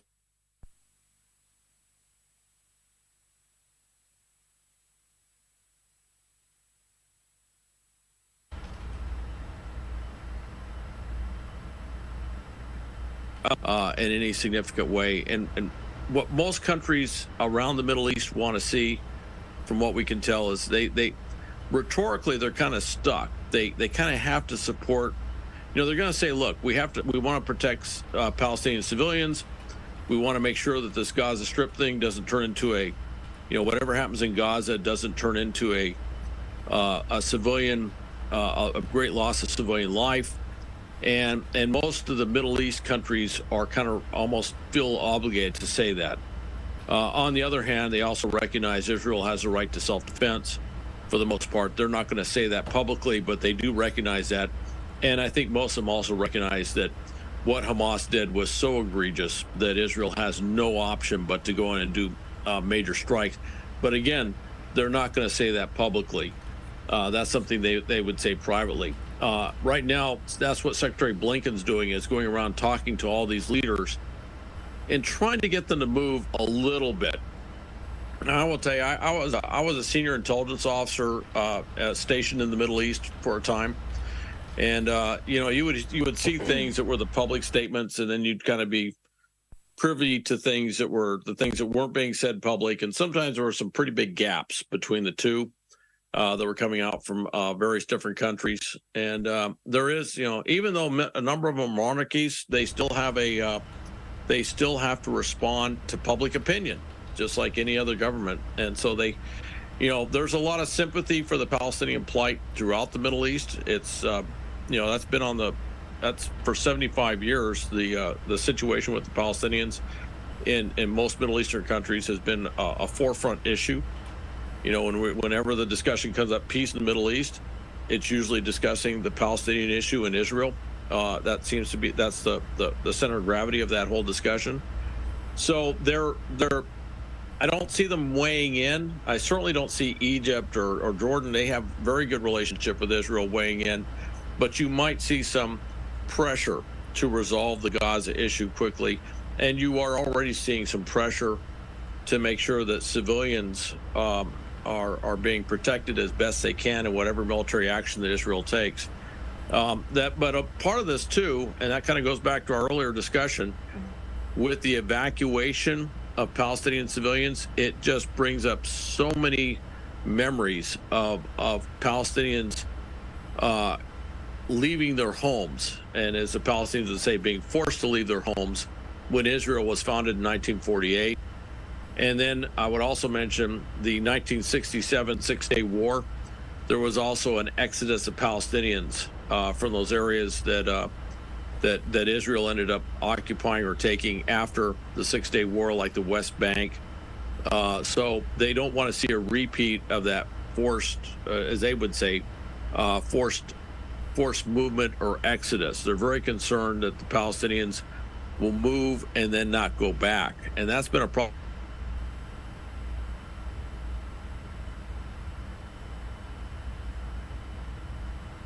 Hal, can you hear me?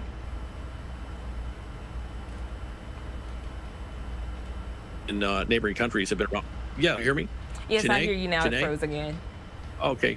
I was going to say, one of the concerns is that they don't want to set up refugee camps outside of Israel, because some of these refugee camps that were set up, decades back, there's been 3 generations of Palestinians that have been in refugee camps, which brings up the issue of when is it a refugee camp and when does it actually become a city or a town? And they just don't want to see a replication of that. So they don't want to see this vast movement of Palestinians out of the Gaza not being able to go back into Gaza. And so that's some of the political pressure that's being exerted throughout the region. By the way, Hal, it froze again. I'm sorry, that statement was cut off you just mentioned.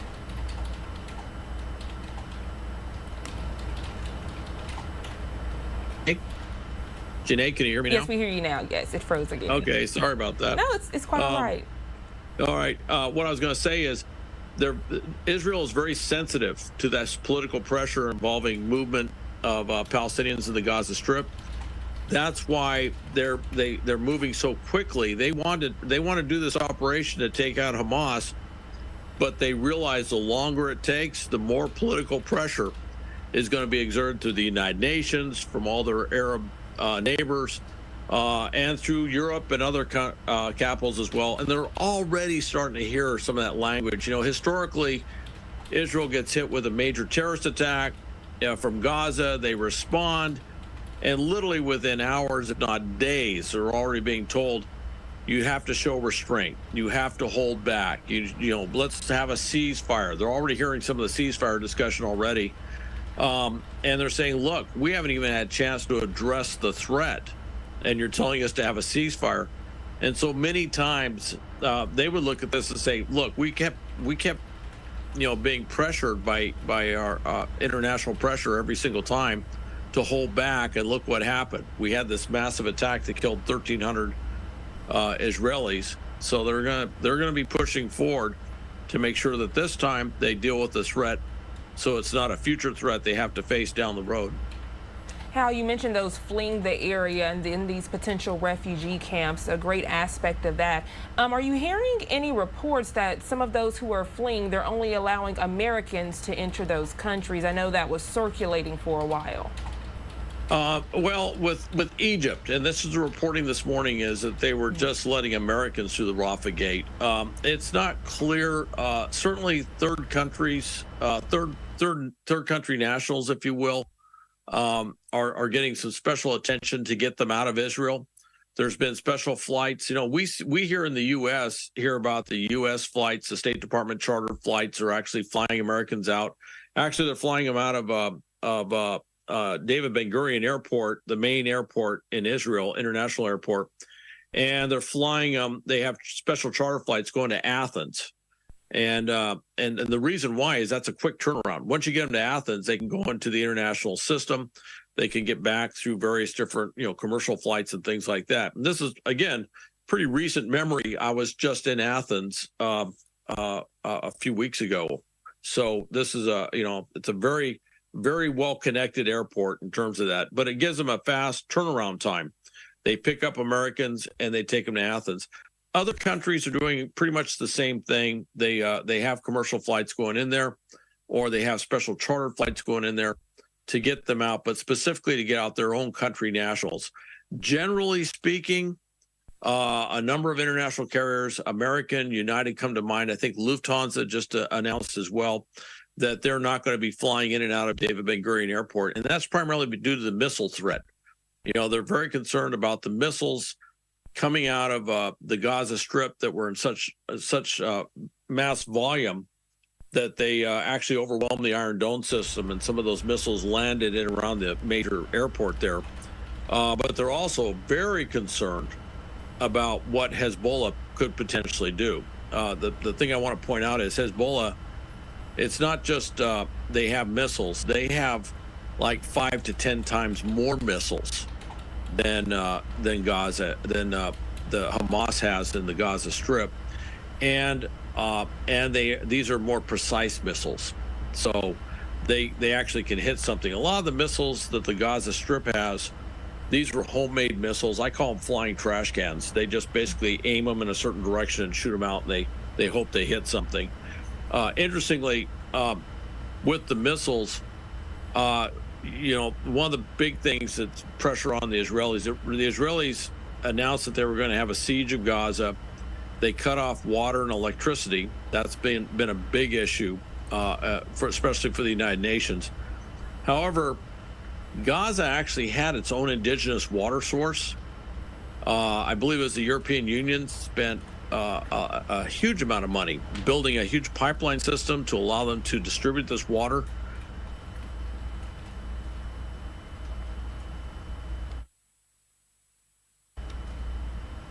Hey, Hal, I think you froze again. It froze after you said distributing water. Do you see me or hear me, Janae? Yes, I see you. It just froze again after you said distributing Janae, water. can you hear me now? Yes. Okay. They built this huge water system. Hamas went out there, dug up the pipes, and then cut them up and actually built some of those flying trash cans I was referring to earlier. So one of the reasons that the Israeli cutoff of water has such devastating effect is because Hamas actually destroyed its own internal water system. that the European Union built for them. And certainly I bring that up. The Israelis bring that up all the time. They say, look, you know, all these things, all this international aid goes in there. Hamas takes it and then they try to weaponize it in some way, shape, or form. And that's one of those ones that really does stand out.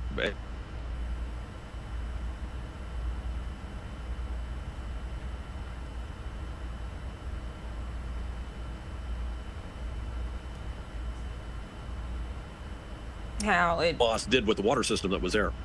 Got you. I'm definitely appreciating this conversation. Yeah, you came back on. I was going to say, let's go ahead and take our third commercial break of the hour, and then when we come back, we'll regroup. If you're just now tuning in, Hal Kempfer joining us here on Live Now from Fox. He's a national security expert. He's breaking everything down since this time last week that war against Israel happened on that Jewish holiday, explaining all of the entities that have played a part. You're watching Live Now from Fox.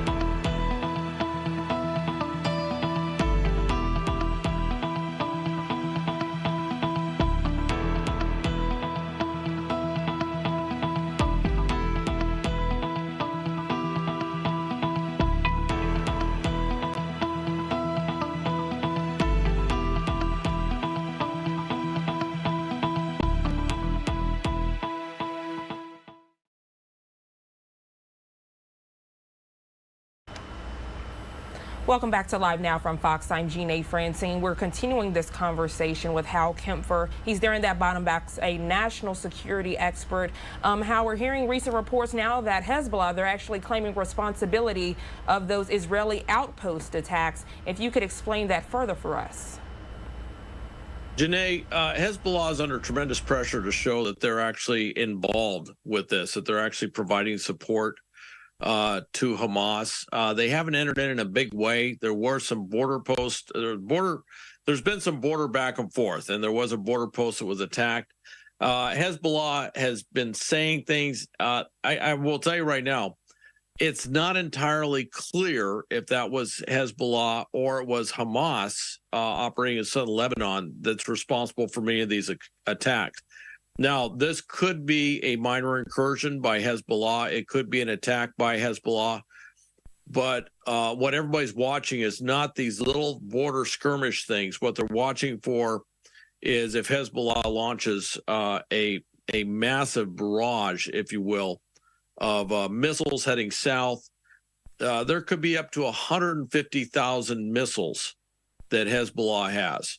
I would point out that Hamas, even though it had this massive missile launch, about 4,000 missiles, maybe a little bit more total. The first day, I think, was about 2,200 missiles were fired. That did overwhelm the Iron Dome.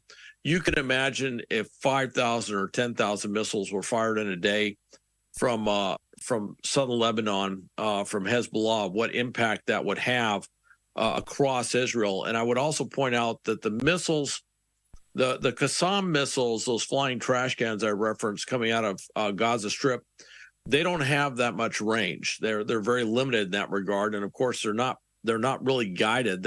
They fire and forget, and for Hamas they hope they hit something.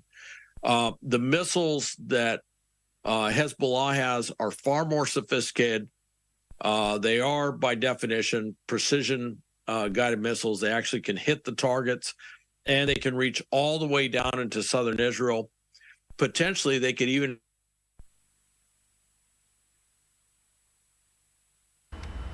Hey, Hal, I'm here with you. Just letting you know your audio went out. I know you're not on screen right now because we're playing video, but just letting you know that your audio went out again. Can you hear me now, Gina? Yes, I can hear you now. Just letting you know it went out again if you wanted to start again. I was gonna say that the Hezbollah missiles are more precision guided. They can actually hit targets, and they can hit into southern Israel. They could potentially, and it was brought up, they could potentially target the nuclear site in southern Israel, which is a very big concern down the Negev desert. And of course, they could also target all the major metropolitan areas, Jerusalem, Tel Aviv, potentially overwhelming the Iron Dome system. So that's one of the big concerns of Hezbollah. Now, the counter to that is that both Israel and the United States have made it pretty clear that if they try to do something like that, that they will see, a massive counterstrike. And that's one where it's generally believed, I don't know if the U.S. has explicitly said this yet, but generally believed that's what the Gerald R. Ford Carrier Task Force would be there for, along with a lot of other Air Force. There's a lot of other Air Force assets that are in the area that they have Ford deployed that could potentially go in there and hit Hezbollah sites in southern Lebanon and in Syria. Hezbollah is very much in Syria, and there's been even discussion that if Hezbollah is freely allowed to operate from Syria, that this is where we talk about the potential expansion of the conflict. That if there has to be military operations, particularly on the ground in Syria, that it could end up involving literally, as some have said, this could start with a siege of Gaza, and it could end with a siege of Damascus in Syria. To give you an idea of just how concerned everybody is of just how this thing could potentially expand. Yeah, how that makes sense. My last question to you, because I know you have to go momentarily. So Hezbollah saying they're responsible for this. They're a terrorist organization. Hamas saying they're responsible for this. And it kind of brings up the question now, since you had that great commentary, are we going to see more of these terrorist organizations speaking up and saying, I'm responsible for this, as if they're taking pride for all of the innocent lives that they've killed, or even potentially doing something worse to get more spotlight, for lack of better words, for this negative situation? They might. And I got to tell you, a lot of these terrorist organizations, they exaggerate and lie all the time. Okay, they take credit for stuff they didn't do. So that's got to be taken into into whatever they do say.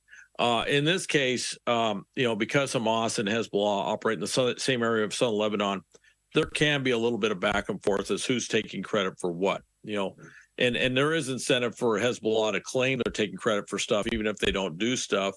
And they may be taking public credit and privately communicating somewhere to the Israelis that we didn't actually do that, but we have to tell that for our own domestic audience consumption, if you will, that we're more involved. There's a lot of interesting dynamics to go with this. One thing I would point out, though, Hamas.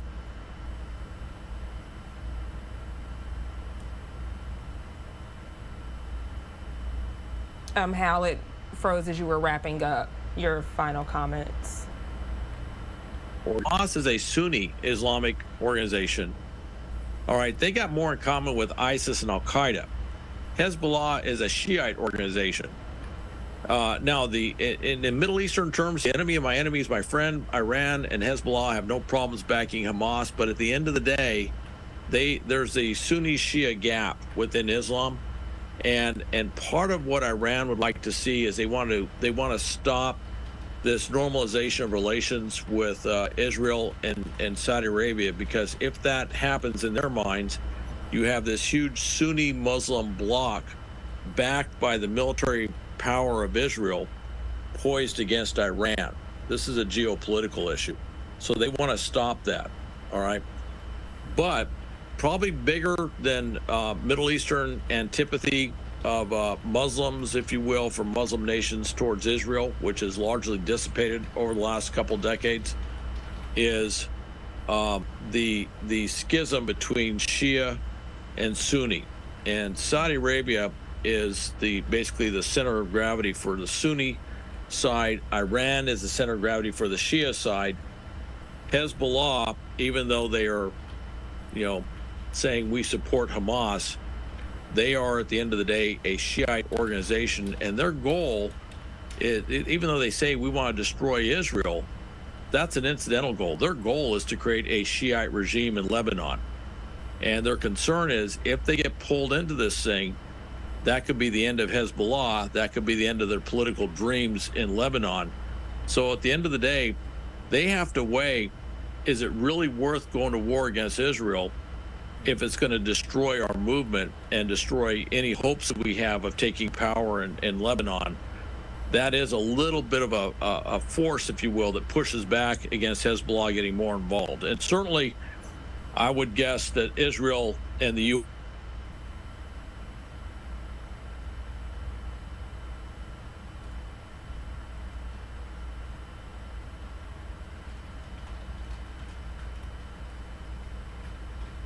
Their domestic goal. Hal Kempfer. Can you hear me now? Yes, I hear you. I hear you now. Sorry about that. Anyway, I was just going to say that there are forces why Hezbollah may not want to do this, because A, they don't want to get destroyed, but B, their ultimate goal is a domestic thing within Lebanon. They want to take power. Destroying Israel is something they say semantically. It's not something. And when they started saying that, Israel was actually in southern Lebanon. It's a little different situation. So there's a Sunni Shia schism.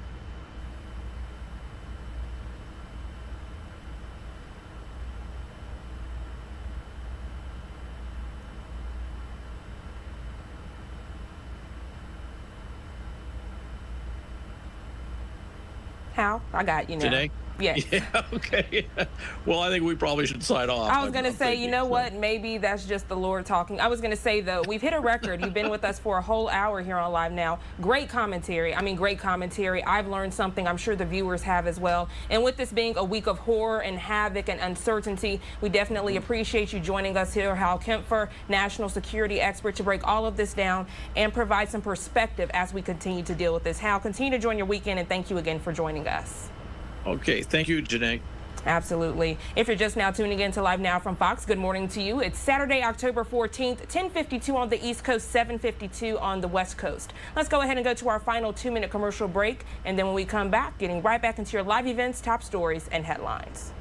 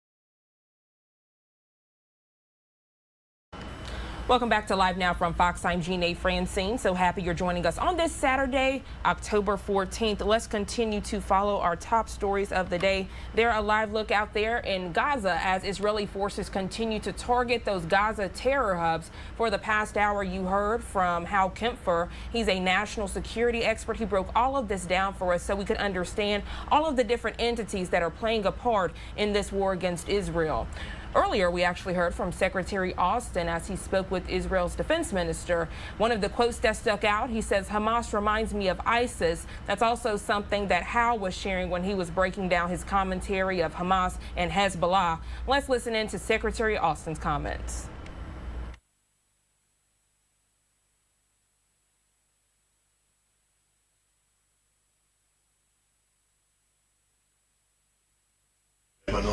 Will you be willing to exercise your force and join the fighting? I ordered additional assets to the region to bolster deterrence.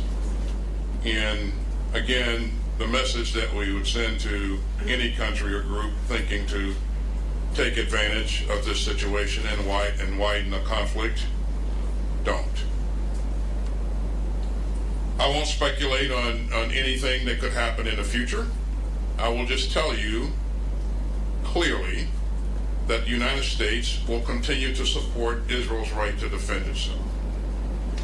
Thank you. And please, a question to the Defense Minister. השר גלנט, דיברת בתחילת השבוע על כך שהמטרה של המבצע היא למחוק את חמאס. ואזרחי ישראל שואלים את עצמם מה המשמעות של זה. האם תוכל להסביר לנו מה אתה מקווה להשיג במהלך הצבאי שלך ואיך הוא אמור להסתיים, באיזה מצב חמאס יימצא? אנחנו נמוטט את שלטון החמאס, אנחנו נחסל את היכולת הצבאית של חמאס, אנחנו נוודא שהאיום הזה לא קיים בגבולות שלנו, זה יהיה ממושך, זה יהיה קטלני, זה יהיה עוצמתי וזה יהיה לתמיד. Matt Siver, ABC.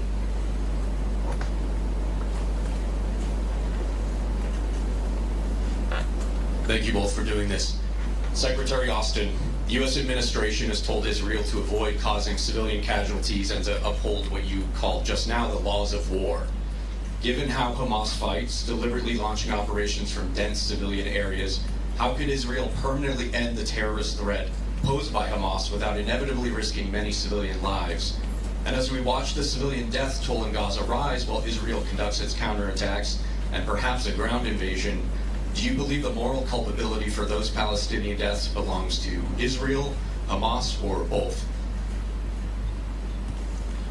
I'll leave it to Israel to talk about its potential plans and its approach to conducting operations. Matt, I'll just say again that Israel has a right to defend itself, and we will support Israel's right to defend itself. We will continue to flow in security assistance. And I've worked with Israeli forces over the years, over many years. As you know, I wore a uniform for 41 years. My experience in working with the Israeli forces is they are professional, they're disciplined, and they are focused on the right things. And so I expect that going forward, they will continue to exhibit that same degree of professionalism that we've seen in the past. But you know, Matt, we've seen this before. The international community fought ISIS, who in some cases was embedded deeply in built-up areas. And that international coalition fought valiantly and protected civilians and created corridors for humanitarian movement, even in the midst of a pretty significant fight. So again, this is a professional force. It is well led, and I have every expectation that it will be disciplined. Thank you. And for Minister Gallant, have you seen evidence that Iran was directly involved in planning or executing the recent attack on your country, or any signs that either Iran or its proxies are seeking to exploit the situation? And if you do come to see signs of an imminent attack on Israel, are you in favor of preemptive strikes? Iran, Hezbollah, and Hamas is one axis. an axis of evil. Everything is directed generally from Iran. The permission is given by Iran. The money is supplied by Iran. And the ideas are shaped in Iran. Therefore, it doesn't matter if they give or didn't give the permission, but the idea is an Iranian idea. As to the actions, future actions of IDF, I will stay confidential for good reasons. Thank you. Suleiman Masada. Mr. Secretary, thank you for this. House Foreign Affairs Chair Mike McCall said that we know that Egypt had warned Israel 3 days prior to that event, like something like this could happen. We don't know how we missed it. We don't know how Israel missed it. So can you tell us what really the U.S. knew before this attack? What I can tell you is that if we had known or if we know of a pending attack against an ally, we would clearly inform that ally. But what we're focused on now, Suleiman, is we're focused on making sure that Israel has what it needs to defend its sovereign territory and to protect its citizens. And the minister and I spent a good bit of time talking today about what those requirements are and what we need to do to urgently meet those needs. אדוני השר, תודה רבה. זו פעם ראשונה שדרג מדיני עולה לשאלות העיתונאים. אתמול שמענו את הרמטכ"ל גם לוקח אחריות ואומר אנחנו כשלנו בשמירה על ביטחון אזרחי ישראל. האם יש כן גם אזרחי ישראל שואלים את עצמם, האם כן יש איזושהי לקיחת אחריות מצד הדרג המדיני בעניין מה שקרה בדרום? אנחנו ספגנו התקפה קשה עם מחירים מאוד כבדים. יהיה זמן לתחקר את העניין הזה. בעת הזו, גם אני, גם המטה הכללי, הרמטכ"ל וכל לוחמי צה"ל, אנשי השב"כ, אנשי המוסד, משטרת ישראל, כולנו ממוקדים בהתאם להנחיות שנתתי בדבר אחד, לנצח ולהביס את חמאס כפי שפירטתי. זה מה שנקבע, זה הדירקטיבה של ממשלת ישראל וזה מה שיהיה. The last question from Tom Secretary.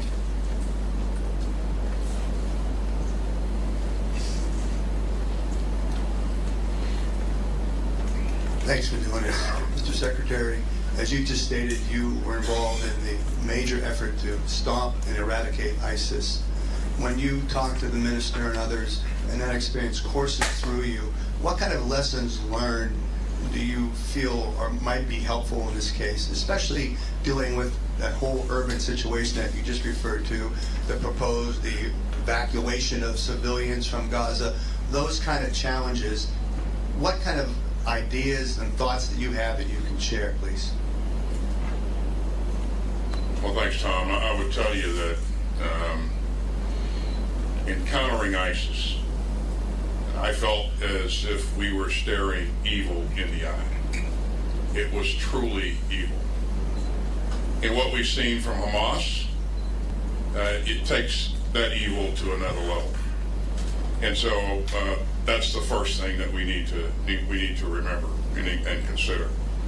There are a number of things that we talked about today. That there are some lessons learned that we'd be more than happy to share with our allies here in terms of operating effectively in dense urban terrain, creating safe humanitarian corridors, making sure that we're thoughtful about how we shape the battle, and making sure that our objectives are well defined, and so we'll continue to share the lessons that we've learned over the years, and of course, as the Israelis prosecute this fight, we will learn lessons from them.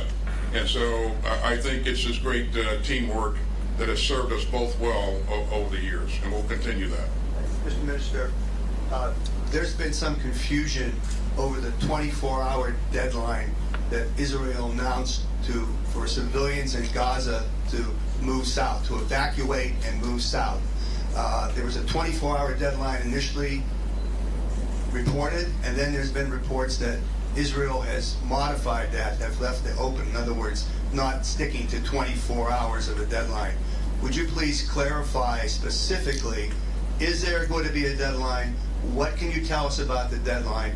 And what will Israel do, if anything, to help civilians move? Some of the people have said that's Hamas's problem. It's not our problem. Well, first of all, I would like to remind all of us what happened less than a week ago. 1,200 Israelis were brutally murdered, raped, burned alive. Kids were tied one to the other and shot at their hand. This is Hamas. This is the ISIS of Gaza. And as the secretary said, they took evil to another level. That's first issue. Second, Israel never and ever will not shoot civilians in purpose. Therefore, we are asking all the civilians in Gaza City to go south of Gaza. And the reason is that because we don't want to harm them. The camouflage of the terrorists is the civil population. Therefore, we need to separate them. So those who want to save their life, please go south. We are going to destroy Hamas infrastructures, Hamas headquarters, Hamas military establishment, and take this phenomena out of Gaza and out of the earth. They cannot live among human, civilized people. But 24 hours, is that deadline still holding, the 24 hours? Thank you very much for today. Thank you.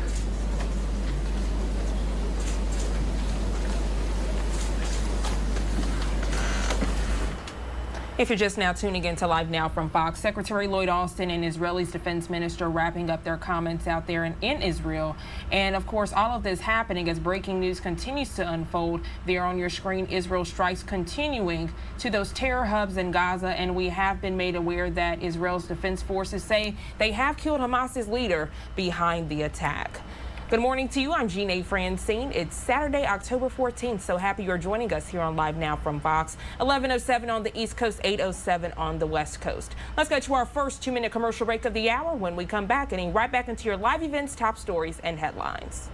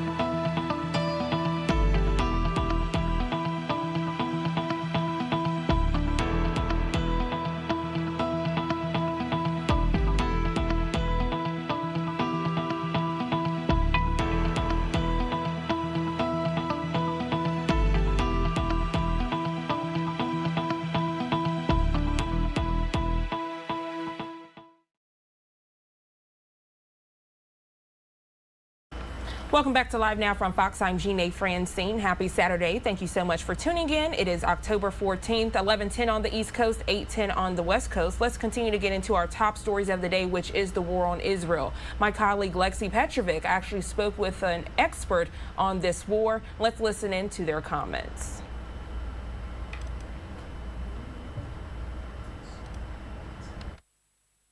Professor Emeritus at Missouri State University, and you also have loved ones in Israel. So thank you so much, Doctor, for joining us here. We really appreciate your time today. Thank you so much for having me and asking me to come and give a voice to what's happening.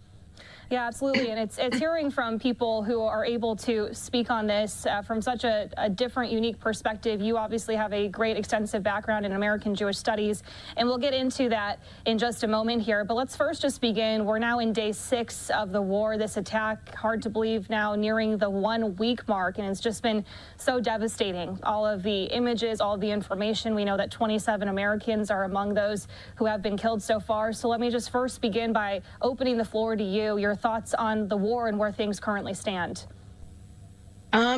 It's horrific and awful and very anxiety-ridden, I think is the way to express it. I'm an American, and I feel bad for the losses of American lives, but they in no way meet the numbers of Israelis that have been lost or Palestinians that have been lost.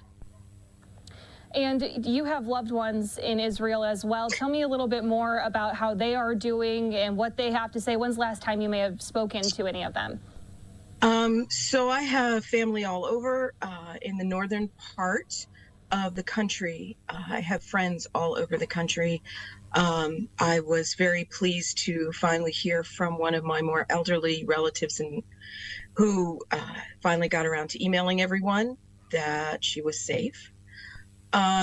It's really hard because as Americans, we forget what is really happening. And so when my cousins can say, hey, we're okay, that doesn't mean that they're okay in the sense we think they're okay, right? Their children are the ones that have been called up. Every single Israeli citizen can and will be called up. And so they are mostly okay. One of them posted today on Facebook about a member of her kibbutz that was killed and was coming home for their funeral. That's hard. That's part of family. So it's not what we view as okay. It's a different kind of okay, right? Absolutely, and that's the message I've been hearing too, speaking with people who were there during the attack as well, saying that I'm okay, but it's not, like you said, the way that people would interpret, and the people who are there certainly aren't okay. I mean, it's difficult for you and I sitting here talking about it and having to read about it every second of the day, but let alone those who are actually living through it. There hasn't been a war on American soil since when? The Civil War? So we don't really understand what it's like to be at war. Israelis do.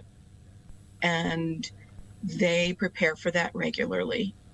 But that doesn't mean that they're here today and they're okay and they're talking to us means that they are settled. There's anxiety. There's alarms going off all day and all night for them to go to shelters if they have shelters, and I have family and friends in places where there are no bomb shelters. They have a lack of food.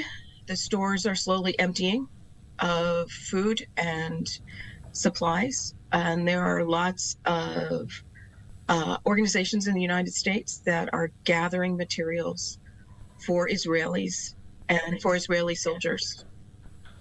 And I want to pull up pictures here too, images that we've been getting in of the destruction, and we don't need to go into the graphic nature of it because I think most people know at this point the extent of what is happening right now. But for the people that you've spoken with, I mean, obviously food and supplies is a huge issue.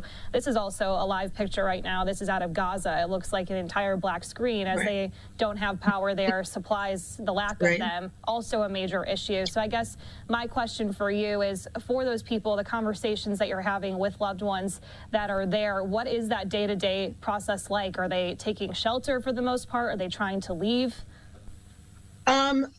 The only people I know who are leaving, other than Americans who were there visiting, are the elderly, people who live outside of Israel and have elderly parents in the country are trying to get their elderly parents out.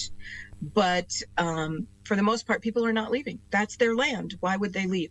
Why, if the United States was under siege, would we leave? It's our country. So I'm not getting everyday reports. I'm not asking because I think that's kind of a nag. They have enough on their minds. If they want me to know, they will definitely tell me what's happening. But it is heartening to see a Facebook post or something on Instagram just so I know they're there, right? I mean, that little notice that they were there and they made that makes it a little bit easier for me and for my family here. So there seems to be, I don't know how to describe this, but there's a lot of pain. There's a lot of pain among American Jews, not just for Israelis, but also for the Palestinians. They are being caught in the middle of this, and it's devastating what's happening to them. I'm not a politician. I don't know how to answer the questions. I just know I feel the pain for them, and I wish there was more that we could do. And that leads me kind of into my next question here. You obviously have a very extensive background in American Jewish studies. You've been to Israel previously, and I'm sure it's very difficult for you to look at where things are right now, considering the image that you probably have, the memories that you have of Israel from when you visited. But from an educational standpoint, what do you want people to know? How can they stay educated? How can they help? I think, and I hope this doesn't come as an insult, but I think we have to take American media presentations with a grain of salt. Every American media has an audience base and wants to reach it.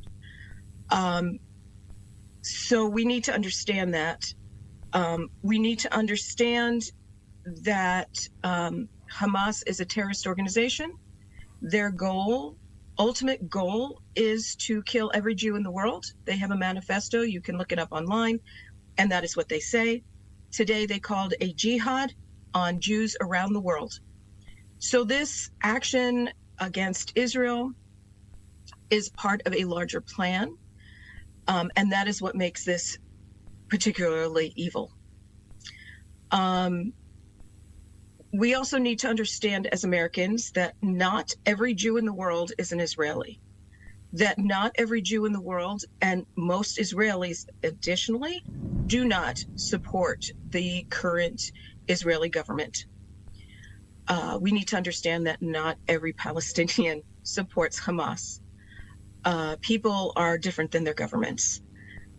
And I think we forget that in large and to kind of clump people together. We also have to remember that not every Israeli is a Jew. There are Christians and Muslims and Druze and Baha'i and Buddhists who are part of the Israeli people. And we need to keep that in mind, and that the Bedouin are caught in the middle of all of this. And there have been Bedouin deaths. And they have nothing to do with this at all. That is extraordinarily difficult for me to manage, all the innocent people who have been sucked into this violence. Yeah, and we're seeing so much of this. We're also hearing people talking about potential threats, especially on a day like today where we are hearing that Hamas has called for this day of rage. And I know that you obviously, I'm not sure exactly which courses that you have taught, but with your students, naturally you would think that this conversation, of course, is top of minds for many. So what does that conversation look like from an educational standpoint with your students? Well, you know, trying to explain to American students who live in the middle of the United States in very homogeneous communities that not all Muslims are bad. They still view Muslims as people who take down, you know, the World Trade Center. That not all Jews are Israelis, that there are other people involved is quite complex, even though one shouldn't think it is, and that the politics is not a simple solution. That, I think, has been the greatest discourse that I've heard among my colleagues around the country, actually around the world, trying to explain to their colleagues, not just their students, about the complexities of being a Jew, and being supportive of the existence of the state of Israel is different than supporting the Israeli government. And that seems to be a sticking point with a lot of people. We really appreciate you joining us here to speak more about just the educational background, the ways that people can try to stay educated in the midst of all of this that's happening. And it is a lot to take in every day, as we've said, learning more and more, new developments coming out, new details. I'd like to leave the floor with you here. Is there anything else that you would like to add, whether it be about your background in American Jewish studies, your loved ones who are there, anything that comes to mind we may not have touched on? I think I've said this, but I want to re-emphasize this. Be kind. Be kind to your Jewish friends, neighbors, family members. Be kind to your Palestinian friends, family members, and neighbors. We are all struggling right now with concerns about the safety of our loved ones and concerns about what will be in the future. This has devastated. I really see this as devastating for another whole generation, at least, of people in the Middle East. And that has started to kick in across other borders. And I know colleagues have lost friendships with colleagues, and people have lost friendships because of this political debate. And yet we need to bring it back to the very beginning. These are people. People under duress, people who are frightened, and our ultimate goal should be peace.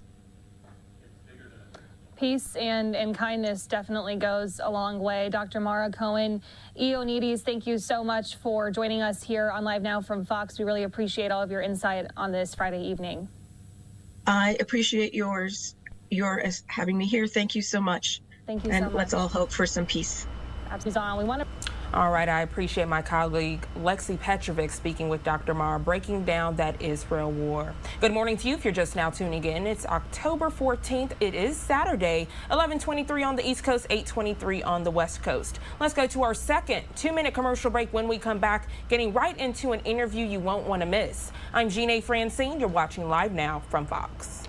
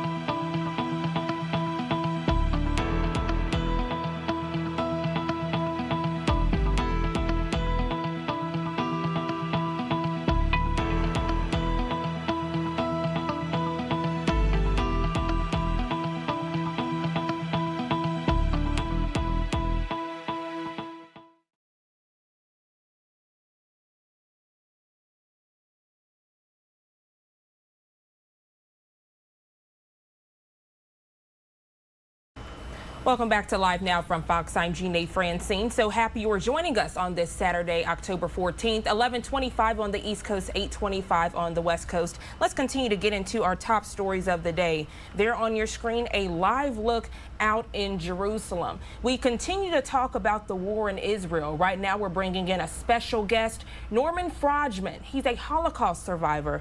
Norman, Mr. Norman, thank you so much for joining us here. This is honestly a special time we get to speak with you. You are 94 years old and you are still trucking, and we appreciate you being here on Live Now from Fox. On Live Now. Well, thank you so much anyway for giving us the time to express as to what we're thinking of, what this skirmish is all about. It's murder, murder, murder, nothing else but. How can you bring yourself so low as to decapitate the infants, kill people for no reason? What is their crime that they committed? None, other than being Jewish and living in the state of Israel. And Israel is a God-given country by the Hashem, which is the Lord. Our Lord gave us this on the ashes of the Holocaust. We're holding on to it with whatever we can, and then in comes a enemy number one that says, okay, the Jews have no right to exist in this world. And this is what they're basing their theory on. That it's not going to work. You know, I am a witness of the Warsaw Ghetto Uprising. I was there during that time. I survived the extermination camp of Majdanek, which is one of the 6 designated specifically for murdering Jews. I lost my whole family lived there. I have 126 people who were murdered in cruelty in Poland. Yet, as a reward of all this, I was given a country where to go. Nobody wanted to accept us years ago. But now we have a place where to put our heads on, and in comes the people, the murderous people of the some of the countries that are hell-bent of destroying us. We are not the Jews that we used to be many, many years ago. We are fighting, we are strong, and you're not going to eliminate us. So better get used to the idea that we are here to stay. Powerful words there. Whenever what you're using as an excuse for anything, it's nonsense. We're here and we're here to stay. And you better think about it very deeply. Think about it. We have plenty of experience that the Germans have told us what to do with people such as you. Do not follow the Grand Mufti of Jerusalem for many years ago, who became a pawn of the Nazi regime, and they still follow it. It's non-existent anymore. We're dealing with a different person, with a different Jew. We're here to stay. We're contributing to the well-being of the entire globe. How many good things we are doing in any phase of medicine, technology, and all that. And what is the reward? Coming in and slaughtering our infant children, burning our people? No way, no way. This will not happen. Some powerful words there, Mr. Norman. This is something that you are not unfamiliar with. You're 94 right now, but when you were just a teenager, that's when you were taken to Auschwitz. If you could talk about that time and what you experienced. You know, my regret at this moment is that I am at the age that I am. Of course, I'm hampered. I cannot do a lot of things that I'm limited of doing. Have I not been, I would have been right in the midst there. I would have been in Israel. I would have been fighting for the country, because this is my country. I was born elsewhere, but my body and soul are in the state of Israel, as every Jew on this planet is. But just bear in mind, you're not dealing with individuals. You're dealing with people with an element that is hell-bent to make sure that we have a place. Years ago, we had nowhere to run. No country wanted to accept us. Had they done it, there would not have been 6 million victims murdered in cruelty. But now, we have a place called our own, and please do not trespass. Do not trespass, because you might lose more than you bargained for. What were some of your experiences as a teenager in Auschwitz? I was not in Auschwitz. I was in Majdanek. It's one of the 6 it's also a place where was slaughtered and murdered people. My experience was that I came in with a family, with a mother and sister, and I came out alone. I was 14 and a half years old when I was liberated. And after that, and I'm 14 and a half years old, from my 10th birthday to the 14th birthday, every day was, am I going to survive this day, or am I going to be dead, joining the 6 million others? For the grace of God, I am here. For the grace of God. And there's a reason for my being here. So I am a living witness to the atrocities that befell us. And now you're trying to duplicate this? It's not going to work. No way and no how. Remember, do not start up with us. This is a land of Israel, a land of freedom. It is my land. It is my land. My ancestors were there up for over 5,000 years. Do not try to throw us out of there. It's simply not going to work. We're here to stay. And we can tell you 3 words. Israel high. Long live the people of Israel. And I am also an Israelite by being Jewish. Mr. Norman, you say they are trying to duplicate this. You talked about the horrors that you faced of families being broken apart, people being senselessly murdered.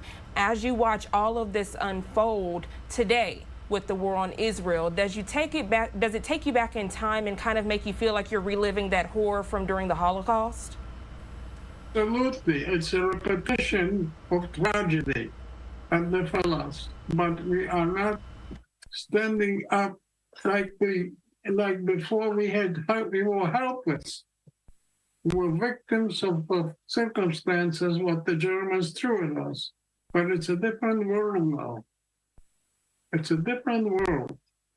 We don't intend to give in to the propaganda that when we do this, we do that. No, we are good and kind people. We're here to better mankind, not to worsen it. And I noticed that there was a jacket that was gotten from the door. Could you explain what that is for the viewers? Well, this is a jacket given to me in the concentration camp of Buchenwald in 1944. I was, I believe, 14 and a half years old. And of course, there was the praise of a name. I was dehumanized and dehumanized. And all I was known by is a number.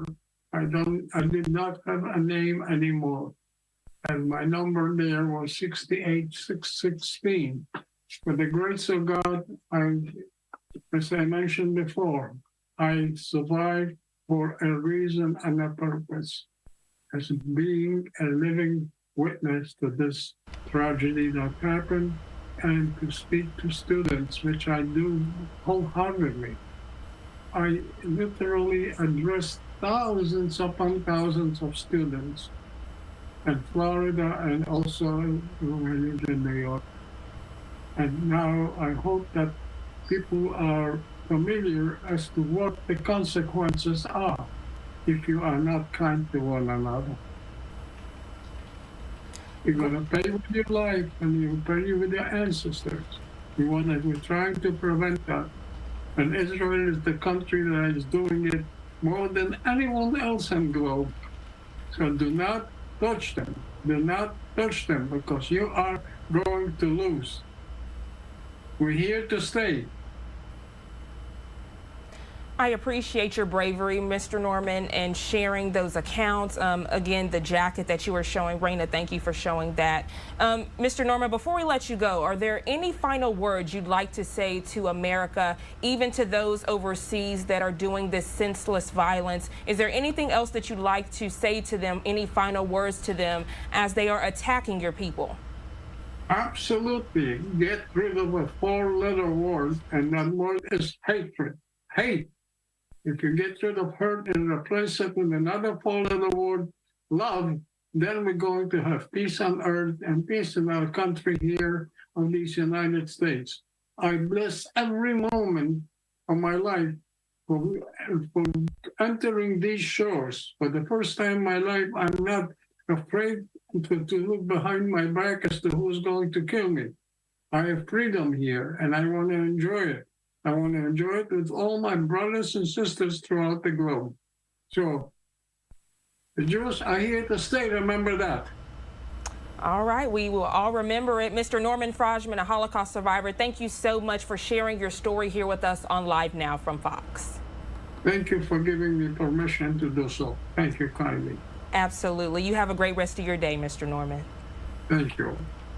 If you're just now tuning in to Live Now from Fox, good morning to you. It is Saturday, October 14th, 11:37 on the East Coast, 8:37 on the West Coast. Let's go to our third 2-minute commercial break. When we come back, getting right back into those top stories and headlines. I'm Gina Francine. You're watching Live Now from Fox.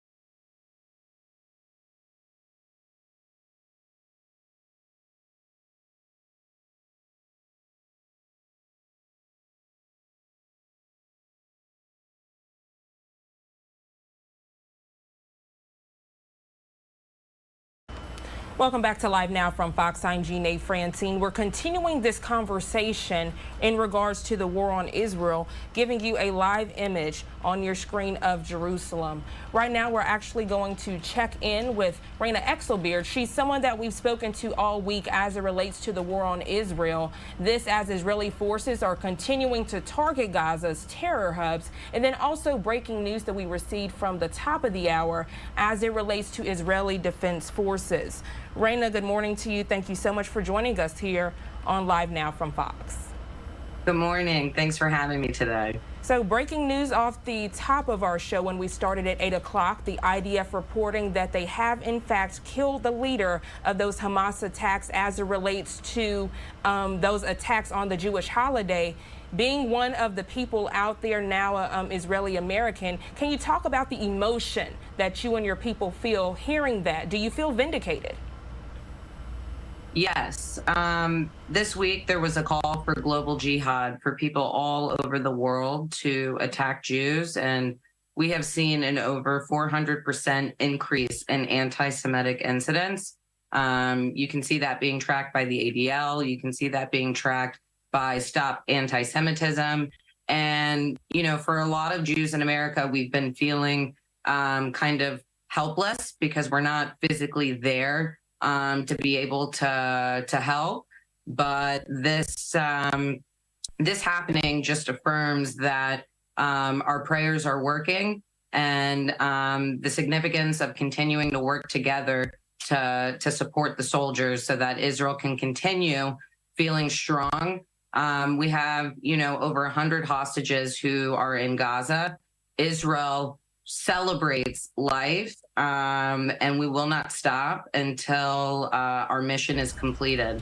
And that's not just bringing back people home, but that is also eradicating the threat of Hamas. We're not talking now about a Jewish and Palestinian state sitting next to each other. We're talking about, is it possible for a Jewish country to exist with this terrorist ideology next door? And I think the world is finally starting to understand that we cannot, we will not, and I hope we continue to get support in taking out more of these targets.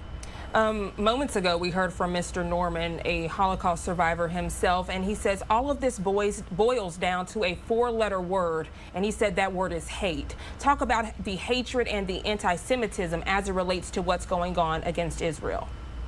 Yes, so in America, we've seen an uptick in anti-Semitism on college campuses. There's nothing wrong with demonstrating for the Palestinian people. I want to be clear that being pro-Israel does not mean that you're anti-Palestinian.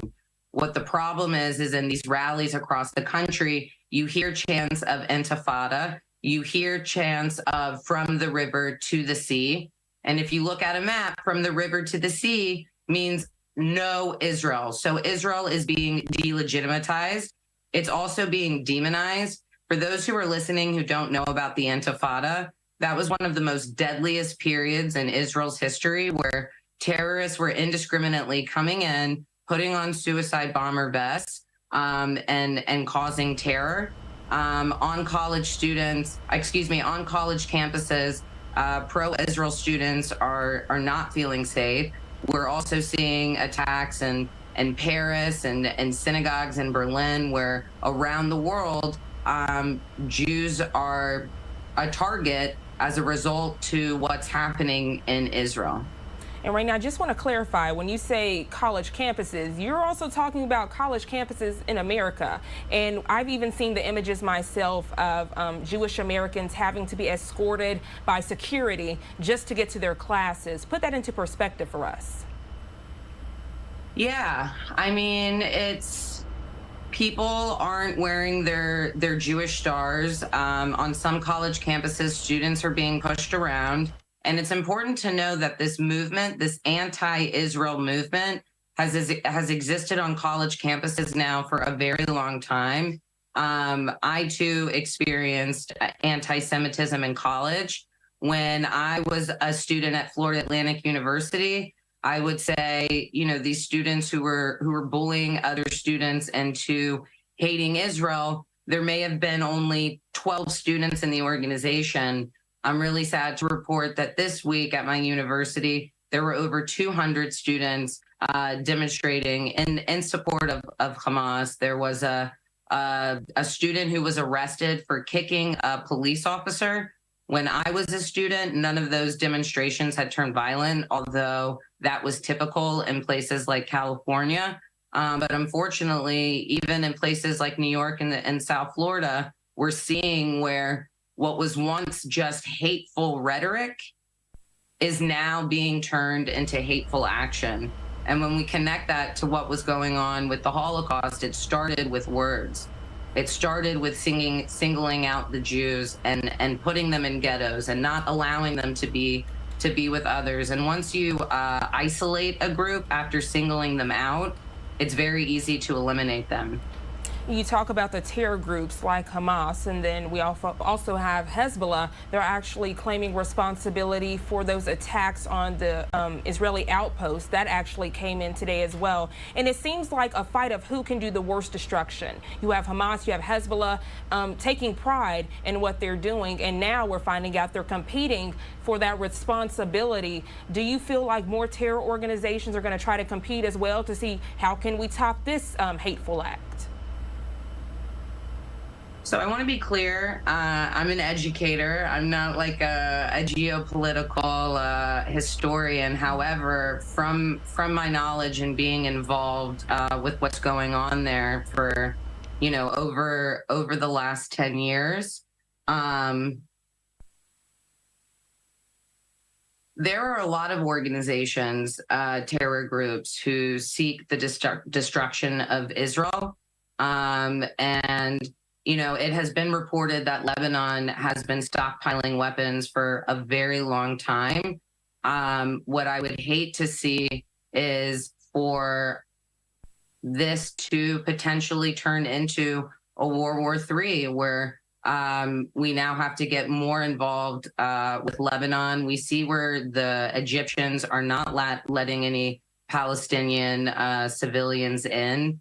It should be interesting to see what happens with Jordan. But for people who don't really have a history of the Middle East, you need to know that Iran is the main funder of all these terror acts. And it's unfortunate that even the Hamas terrorists don't see that Iran is using them. I don't think that the government of Iran actually cares about a future Palestinian state.